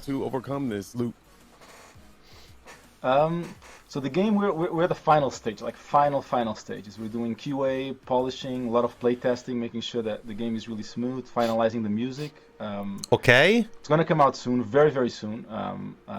Esce molto presto. The exact date we don't know yet. Sicuramente quest'anno. Once we do, we're gonna announce it. Non c'è ancora la data proprio precisa, ma sicuramente quest'anno siamo molto vicini. Io quindi me lo aspetto tipo quest'estate? Forse addirittura maggio-giugno, non so, però dai, ve lo garantisco al day one appena esce. Bellissimo. Oppure fare di tutto per farla morire. Ma come? Fare di tutto per farla morire significa basta non fare niente, perché il loop temporale è sempre lo stesso. Because the game never really tells you what you should be doing. It's a bit about how you interpret what's happening. And so it's a very personal, intimate environment where it's you with these two other characters, and yeah, so the voice acting is there to really help. Like you gotta connect with these characters and care about what's happening in order to be able to follow the story and see where it leads. That's a very, very important factor, is connecting with the characters and finding some kind of relatability to feel the emotion that your main character feels, or main characters, I should say. And talking about relatability, everything happens into an apartment, so the control aspect of this game has to be very important. So what kind of controls can we look forward to, the accessibility of controls in the system? So for 12 minutes, I wanted to... it's kind of a point-and-click game, but a bit cleaner than the old ones where you never quite know what's going to happen. You have objects in the apartment, like on the trailer you can see he picked up a knife, there could be a mug, there's the plates. So anything you can pick up, you can combine with other characters or with yourself. And then there's things you can, like, open the door, close the door. And it might seem that it's not that many interactions, but each one, the characters react to everything you do. So very quickly it branches out into many possibilities. Oh, that's amazing. Yeah, I saw a tiny bit of the gameplay through the trailer. It seemed like the stuff that you do pick up everything has a consequence, it seems, and it's kind of like a risk-reward system. You know, like eating dinner. What if you pick up a knife and you try to go after the guy that comes in the apartment? You might have a consequence of that. That's really, really cool. I would love to dig more into the story, narrative, and the characters. Now, you have I'm guessing that's her husband that comes home to see his wife, and they're going to have a nice dinner, and somebody's going to come by at some point and accuse her of murder. Is there anything else you could tell us about that? Like, I mean, does the husband not know about the murder? Like, what's going on? Are both shocked? I wouldn't even imagine. Yeah, I don't want to say much because it's right. Everything you learn will affect how you deal with the situation. So there's not much that can be shared. Yeah, that's a tricky question. There's really not much I can tell about the story. Okay. Like, I want players really to go in and right, and have a blank slate in how they're going to interpret the situation. But it's pretty have intense. an open mind, pretty much, is how you need to play this game, I'm assuming, right? Yeah, like the situations that you're going to go through, none of them, there's no right or wrong, right? For example, let's say the cop comes in and he starts attacking you, right? You could try to fight or not fight, but each option that you choose will branch out in a different direction. So you're always learning, and you will use that knowledge, and the character also learns everything that you've done. Beh, comunque ragazzi, penso che abbiate capito il concetto del gioco, è che il loop temporale è continuo, quindi tu quando cambi anche una piccola cosa, questo avrà degli effetti a cascata che quindi devi verificare, quindi cambi una cosa che ha effetto su un'altra cosa che poi devi cambiare, cioè, e tu devi evitare che tua moglie muoia, e devi far sì che questo avvenga con 1 milione di piccole cose all'interno della casa che sembrano non essere poi così tante, ma ognuna di queste una volta cambiata è tipo l'effetto farfalla, no? Quindi molto molto molto carino, davvero non vedo l'ora di giocarlo questo. But for example, when the cop comes in, it's about 3 minutes into the loop. So if this was Groundhog Day, the film is like Bill Murray was dying at breakfast. So once you actually manage to survive the cop, the loop still continues. From playtesting, I thought the game would last about 8 hours, but so far we're rounding up to 15 to 18 hours. So it goes pretty deep. Davvero? Oh! Until you reach what I would call a satisfactory ending. Il gioco dura dalle 8 alle 16 ore. Attenzione, pensavo molto meno. Believe in my head that it was going to be that long of his experience. That's really great. Quindi è molto più profondo di quanto immaginassi. Oh, interessante. Okay, so single player experience. What about replayability? Once, let's say you solve the loop, what is there to do afterwards? What do we have to look for? No, non pensavo 12 minuti, però pensavo qualcosa tipo 3-4 ore. Capito? Cioè, nel senso che risolvi un po' di cose, ci metti un po', però alla fine risolvi, capisci, non ci sono poi questa quantità disintegrata di enigmi. Cioè, invece sono tanti. Cioè, il diagramma d'albero a cascata delle cose che succedono è molto più ampio di quanto mi immaginassi, pensavo fosse un po' più piccolo.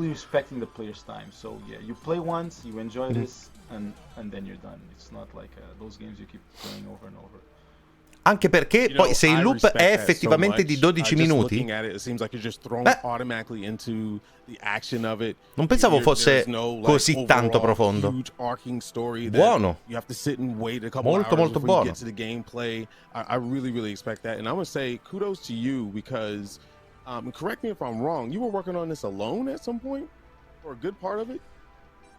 Yeah, I was developing this alone for like 2-3 years, and then I partnered with l'ha sviluppato da solo per 3-4 anni, poi si è aggiunto un team, diciamo.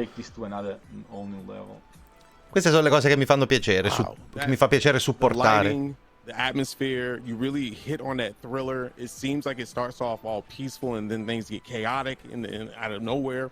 All the rooms in the apartment, well, first of all the rooms in the apartment itself, I'm thinking you start on an elevator or maybe you like come into a hallway. Are the rooms available to go into, or is it only your apartment? And if it's in your apartment, can you go into every room and interact with most things in your apartment? Yeah, so the whole game, what you see the moment the game starts will be what you're gonna have when the game ends. Nothing else. Mia moglie ha detto, se eri tu mi facevi morire. No, ma gli ho detto, lo giochiamo insieme. Ci sta. È un bel gioco da giocare insieme. E in realtà è un ottimo gioco da giocare in live, perché è un gioco in cui credo che la cosa principale sia ragionare.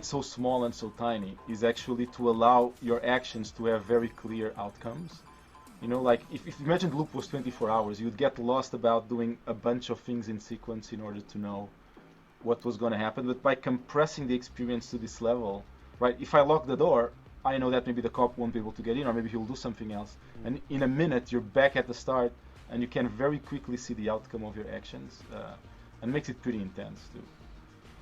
Seems like a lot of thought process has been put into the game, and I really like that feature as well, of not giving us too big of a loop so we can just really hone in. No, Mastermet, ho parlato di 12 Minutes, che è sto gioco che non vedo l'ora di giocare. Assolutamente. The core product of the game itself, so having us in that loop is a very good idea. Are there multiple endings? You know, I'm not asking for details. Oh? You know, I just want to know, you know, you could solve a loop one way, but is there multiple ways to solve it? So when I started to work on this game, right, that question kept coming up. I kept asking myself, how do you end a story that keeps repeating itself? So the answer is there is what you can call a conclusion, but it doesn't match what you would expect out of a linear experience, right? When you see a movie, you get to the end, you get the credits, but this is interactive and you can participate. So what we call an ending is slightly different from what usually movies do. So you will reach a satisfactory conclusion, I think. What that is and how that is, it's kind of different from people usually expect in games. That's amazing. Lewis, I have to ask, this concept is something that we don't see often in video games. Were there any inspiration that led to creating this game? You said about 2 to 3 years ago you started it. Did you have any kind of inspiration behind it that could lead into maybe even more titles like this? So early on, there were some pillars that I wanted to work on. Like, so I've been working in games for many years. I've been at Rockstar, Ubisoft, worked on The Witness with Jonathan Blow, and always as an artist. Minchia, ha lavorato a Rockstar e Ubisoft, sto tipo. This idea of repeating the same amount of time over and over, which games do naturally. You know, what if that repetition was actually something you were aware of, right? Rather than Tomb Raider, you die, you reset, and you're doing the same thing, but no one acknowledges what's happening. So along with this, I wanted also to kind of take things from the movie industry, like from the cinematic side of things, you know, like for example, like Hitchcock, Rear Window, the way you spend the whole movie sitting in the balcony and interpreting what's happening, or like in Memento, where Nolan changed the order of the scene so that the player feels what the character is going through, right? And as I started to learn to program and make the game, I realized that we do have these tools as a game designers, and we can bring them in, you know, how you interact with the environment, how much information we give you, how the world reacts to you. So it was slowly, each element I would bring in. È lì che ha imparato il loop. Nel senso che Ubisoft fanno giochi diversi ma finiscono a essere sempre sempre quello. È quello che intendevi, Oscar, sono sicuro che intendevi quello. Wow, so that's really cool. We really don't, in chat, I just want you to understand, we really don't get to hear this side of development, right? We get to see the game and we're like, oh, this is cool, this looks beautiful, and this, that, and the other. But it seems like, Lewis, you have almost like a movie direction or cinematic background, and be able to lay out a game, and you were just doing art side of stuff. I'm pretty sure you took a lot of those tools that you got from all those other developers and brought it into making your own. Do you see yourself making more titles with more cinematic approach? Because I think this is a wonderful avenue that a lot of games typically just throw for cutscenes and not really give us the player experience in. Yeah, I mean, I wouldn't call it I think it's cinematic, but I would call it, I think it's like the history of games has this background of, you know, you have levels, you have objectives, you have coins and goals. I'm like, what if we bring some aspects of it but not others? And I think for this specific experience, I think being cinematic and bring a lot of cues, you know, from films about the way Nico, actors move, the way they ci vediamo talk to stasera each se other, ci siete, ragazzi, poi adesso appena finisce l'evento, credo che and I would stia like per to keep doing finire, that for sure. voglio dire, cacchio, 3 ore, non me l'aspettavo di 3 ore. Similar, I don't know, but I think this idea of really paying attention to the elements we bring in, like, for example, the top down, the main reason for being top down is so that you can easily navigate in the environment, right? If you bring first person, suddenly 80% of the people cannot play the game because they don't know how to control it. Serena! I realize that if you just click where you go, Stasera con Agne, però alle 9:30, l'ho scritto su Telegram, perché ho una cosa da fare, devo mangiare velocemente, con Agne dobbiamo fare un test, e comunque adesso vi dico. As long as you know how to click where you want to go to, it just works. And there's no compromise in the design complexity. I could pick your brain all day. You just seem to have an answer for everything. I love it. Bella Manu, ben trovato. Wow, that is just amazing. So the funny thing is, I love how you chose. I was thinking about the accessibility and what you were saying, because I was like, yeah, us video gamers are going to be, a lot of people are going to just be like, why point and click, where we can experience this a little bit more in depth. But I also love the fact that you went point and click for the simple fact of you get to see the environment that you're in, and it kind of builds a kind of tenseness to it as well. Like when you hit your first loop or your second loop, you know this guy is coming. What do you do? Where do you go? You know, and being in first person, you kind of panic and you lose a lot of that atmosphere effect. Being able to go into rooms, lock doors, and pick apart certain mental puzzles, I should say, to fix it. Now, I really want to know about, before we let you go today, I really want to know about the characters, because they're the most important key components of this game right now, especially the main character that you play. Does his attitude change through the loops, or do you kind of have like a more of a monotone feel? L'unico che sta trasmettendo l'evento è Chris, di quelli che segue, gli altri se non è PlayStation non fanno le visualizzazioni, se ne vota. Ma non è, per esempio, mi è arrivata prima la notifica di Dadobax che sta facendo la live, probabilmente, quindi dipende. Ormai si può trovare un po' di tutto. A me interessa un po' di tutto, quindi nothing can change, everything goes back to the start. Chi ti vedo un po' annoiato, posso essere sincero. Beh, allora, 1, sono 3 ore di evento. 2, ci sono stati dei momenti in questo evento in cui mi sono picconato le palle, quello va bene, sicuramente, quello è vero, però questo gioco mi interessa assai, è solo che ne stanno parlando abbastanza a lungo e io non vedo l'ora di giocarlo. Everything you know is what you will every loop you do, everything you do he will know it and be able to talk and execute on in the next loop. Or if you make him do things that he doesn't feel very comfortable, the more he makes them, the more comfortable he will be making them. So he evolves next to you, and you'll see that evolution. The way he talks with the wife, like the first time maybe he's very excited to see her. By loop 50, he's like, "Hey, how are you? What's your day?" No. So you see that evolution. You put that realism in it. Yeah. And something else we realize is by being top down, you don't see the faces, and by not seeing the faces, first we don't go into this technical challenge of rendering faces, but suddenly the body movement and the voice acting, they elevate the experience because you're kind of projecting what they're saying to each other because you don't see exactly what the faces are doing, and it really helps keep this intensity. I love it. The animation is going to be a key part. If everyone in chat wants more 12 minutes, I could talk to him all day. But unfortunately, I'm going to take up the whole show, and we're not supposed to do that. So anyway, Lewis, thank you so very much for being here. But before you go, my friend, please tell them where they can find you, the game, and every information possible to be able to experience 12 minutes. So yes, you can go to 12minutesgame.com. That's the website. There's a development blog that I've been writing for like 5 years. Ciao Serena, ci vediamo dopo. If you feel like you can see the whole progress of the game. That's what I'm going to announce when we're at a release date, and I'm always posting stuff. You can follow the game on Twitter at 12minutesgame, or follow me at Faca Elétrica also on Twitter. But just type 12minutesgame on Google and you get all these links. Boom, 12 minutes. Thank you so very much, Lewis, for joining us. In chat, I would love to stay with you, but I gotta go and send it back to Story Mode Bay and Trisha. Thank you for your time. Thank you.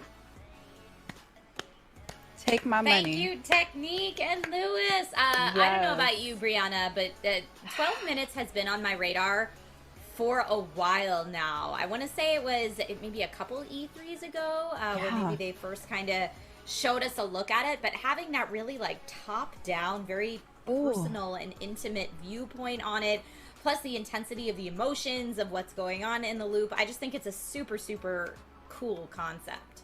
Has this been on your radar too? Ma non dovrebbe mancare molto alla fine dell'evento, ragazzi. Sì, sta durando un'eternità. Sì, quello sicuramente sì. Credo che però stia per finire. Dovrebbero mancare un'ultima secchiata di game trailer e dopo basta. Cacchio, spero. Che se no veramente non c'ho il tempo manco dopo aver rimandato la live di fare le cose. And I understand completely. Like I said, take my money, take my credit card right now. Like, I am buying it day one, no questions asked. Oh yeah, a lot of people in chat saying buying day one. I saw that Silky C said, I want to play this game so bad, it looks so good, and the concept is so fascinating.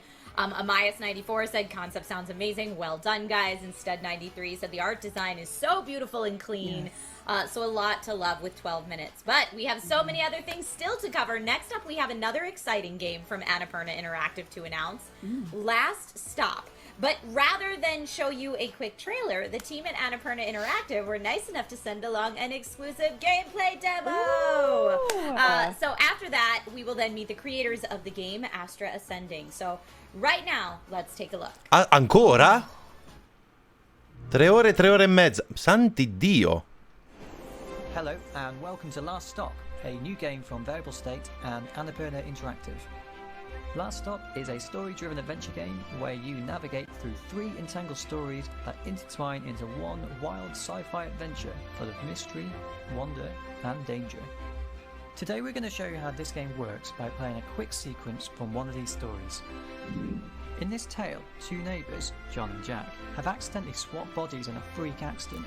Quindi un'altra mezz'oretta, sì. As they try and find a way to get back to their old bodies and way of life. Let's take a look at how you could play this out.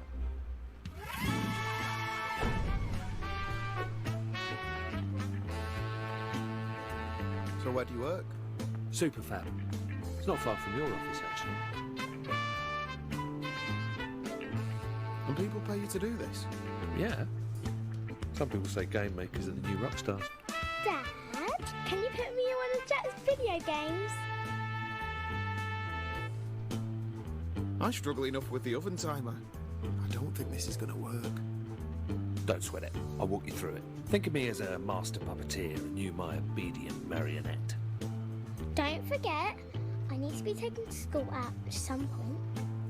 Yeah. Now, first you need to find my desk. You can't miss it. It's the one with the robot doing this. Sì, dovevano ottimizzare meglio i tempi, cioè condensarlo. Invece di 3 ore e mezza, 2 ore. Sì, più spedito, più le interviste più brevi. Possibilmente eliminare quella di cucina.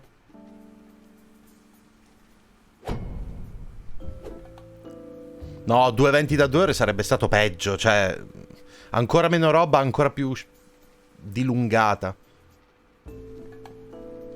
Quindi questo è un gioco completamente interattivo. Porca miseria, il comparto tecnico fa un po', diciamo, metà anni 2000. Devono cambiare modo per questi eventi online. Adoro le chiacchiere, ma io sono un caso a parte. Sì, ma devono essere pensate. Cioè, le chiacchiere... Alcune chiacchiere erano francamente super inutili. You look well rested. It's like the whole weekend. Anyway, I should probably just get going. Someone's in a hurry.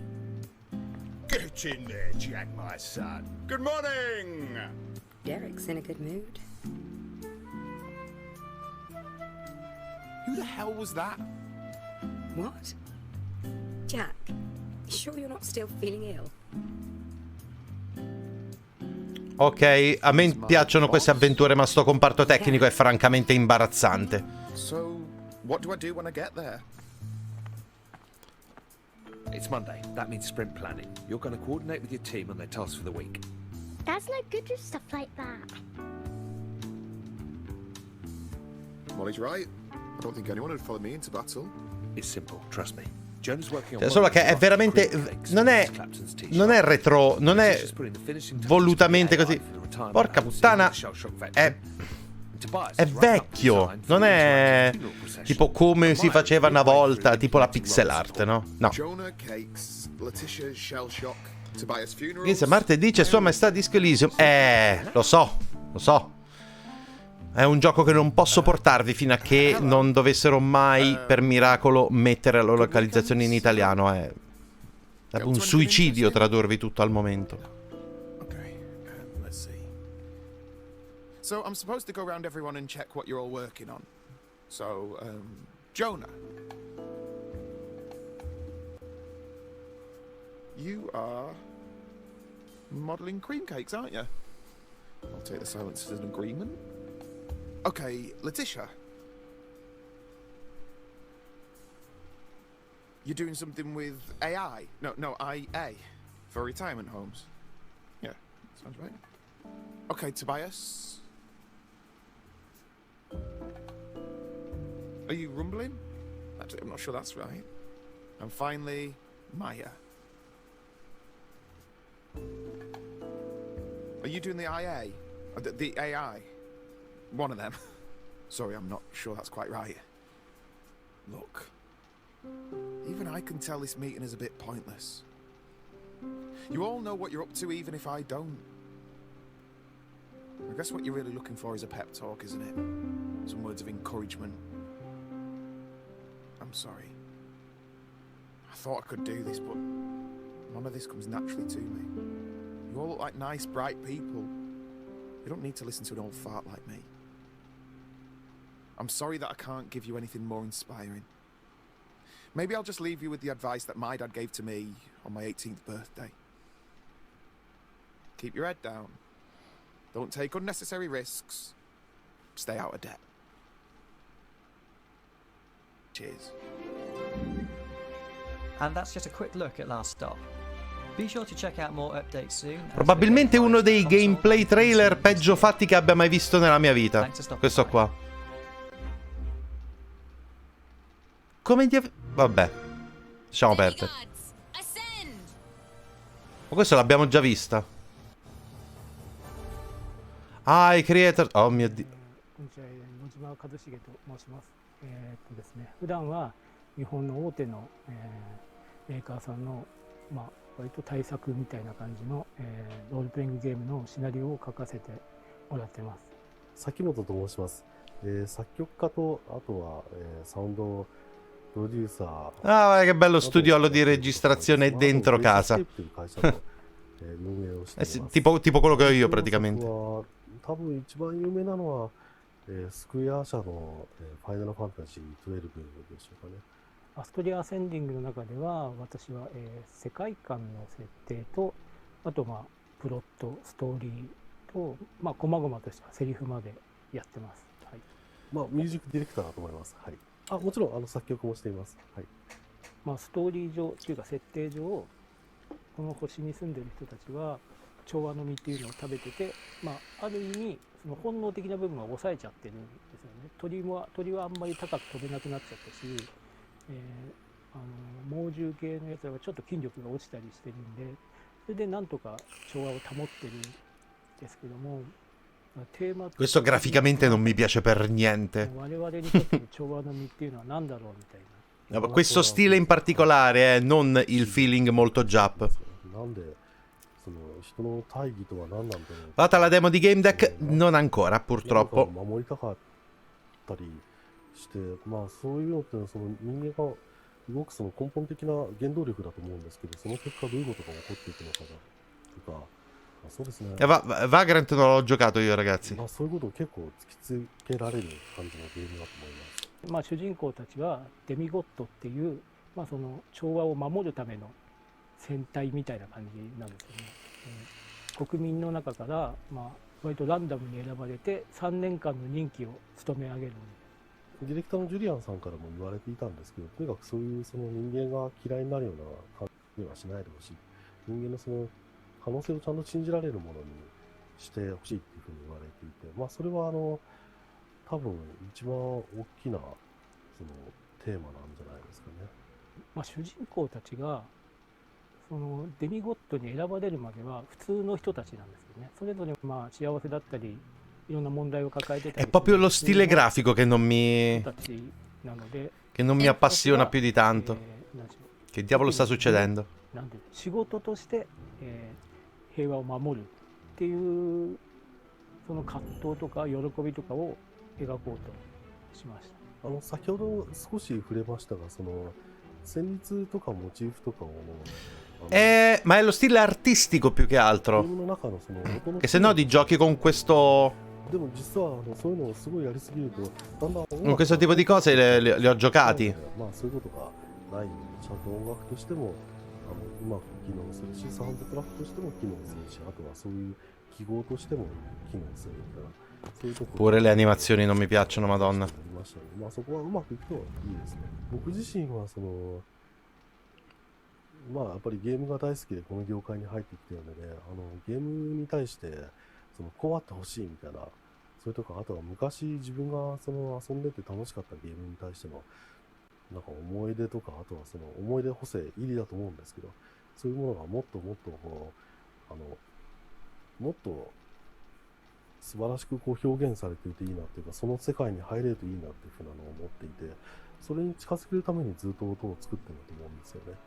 なのでこのゲームはそういった意味で、うまくそれが効いてるといいんですけどね。その辺はユーザーさんの Questi disegni sono belli, ma sono concept art e probabilmente fondali. ぜひ味わっていただきたいですね。私の仕事とは直接関係ないんですけど、絵は綺麗ですよね。あとキャラクターのアニメーションとかが、私なんかなんとなくアートを感じるんですけども、そこはなんか自分にとっては新鮮なんで、皆さんも楽しんでいただけるんじゃないかなと思っています。何が起こってるの？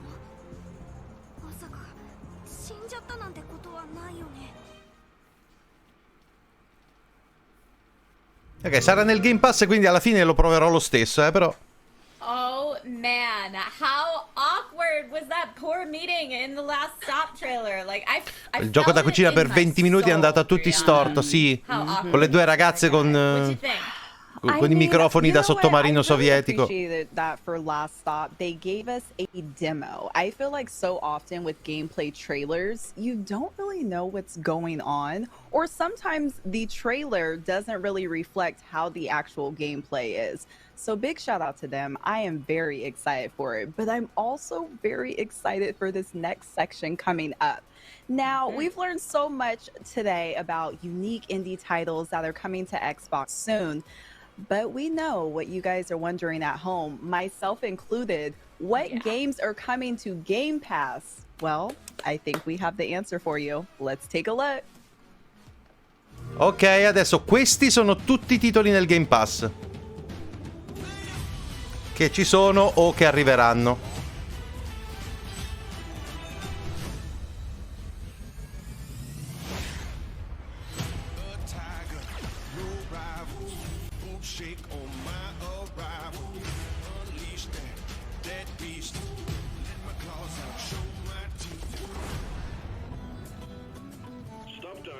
Deep Rock Galactic, ragazzi, anche se non è il mio genere, mi è piaciuto. Ho fatto una partitella con Teshu, veramente carino.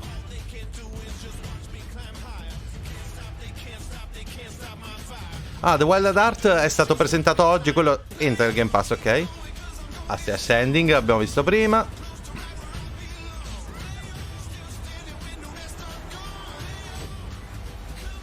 Ok, bene, Omno perché mi interessava.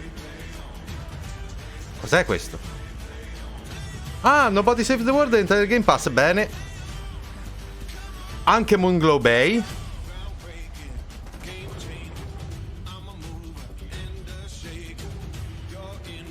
Oh, The Ascent nel Game Pass, che bello.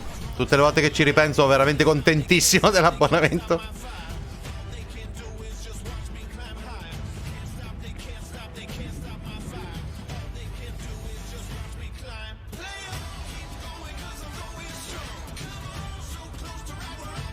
È vero.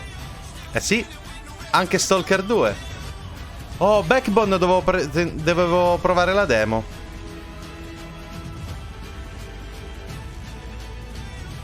Undungeon l'ho provato ma non mi è piaciuto per niente, porca miseria. Che cos'è Boyfriend Dungeon? Narita Boy credo... Sì, è vero, arriva fra pochi giorni. Mi interessa, lo voglio provare assolutamente. Vabbè, questi sono quelli che già ci sono.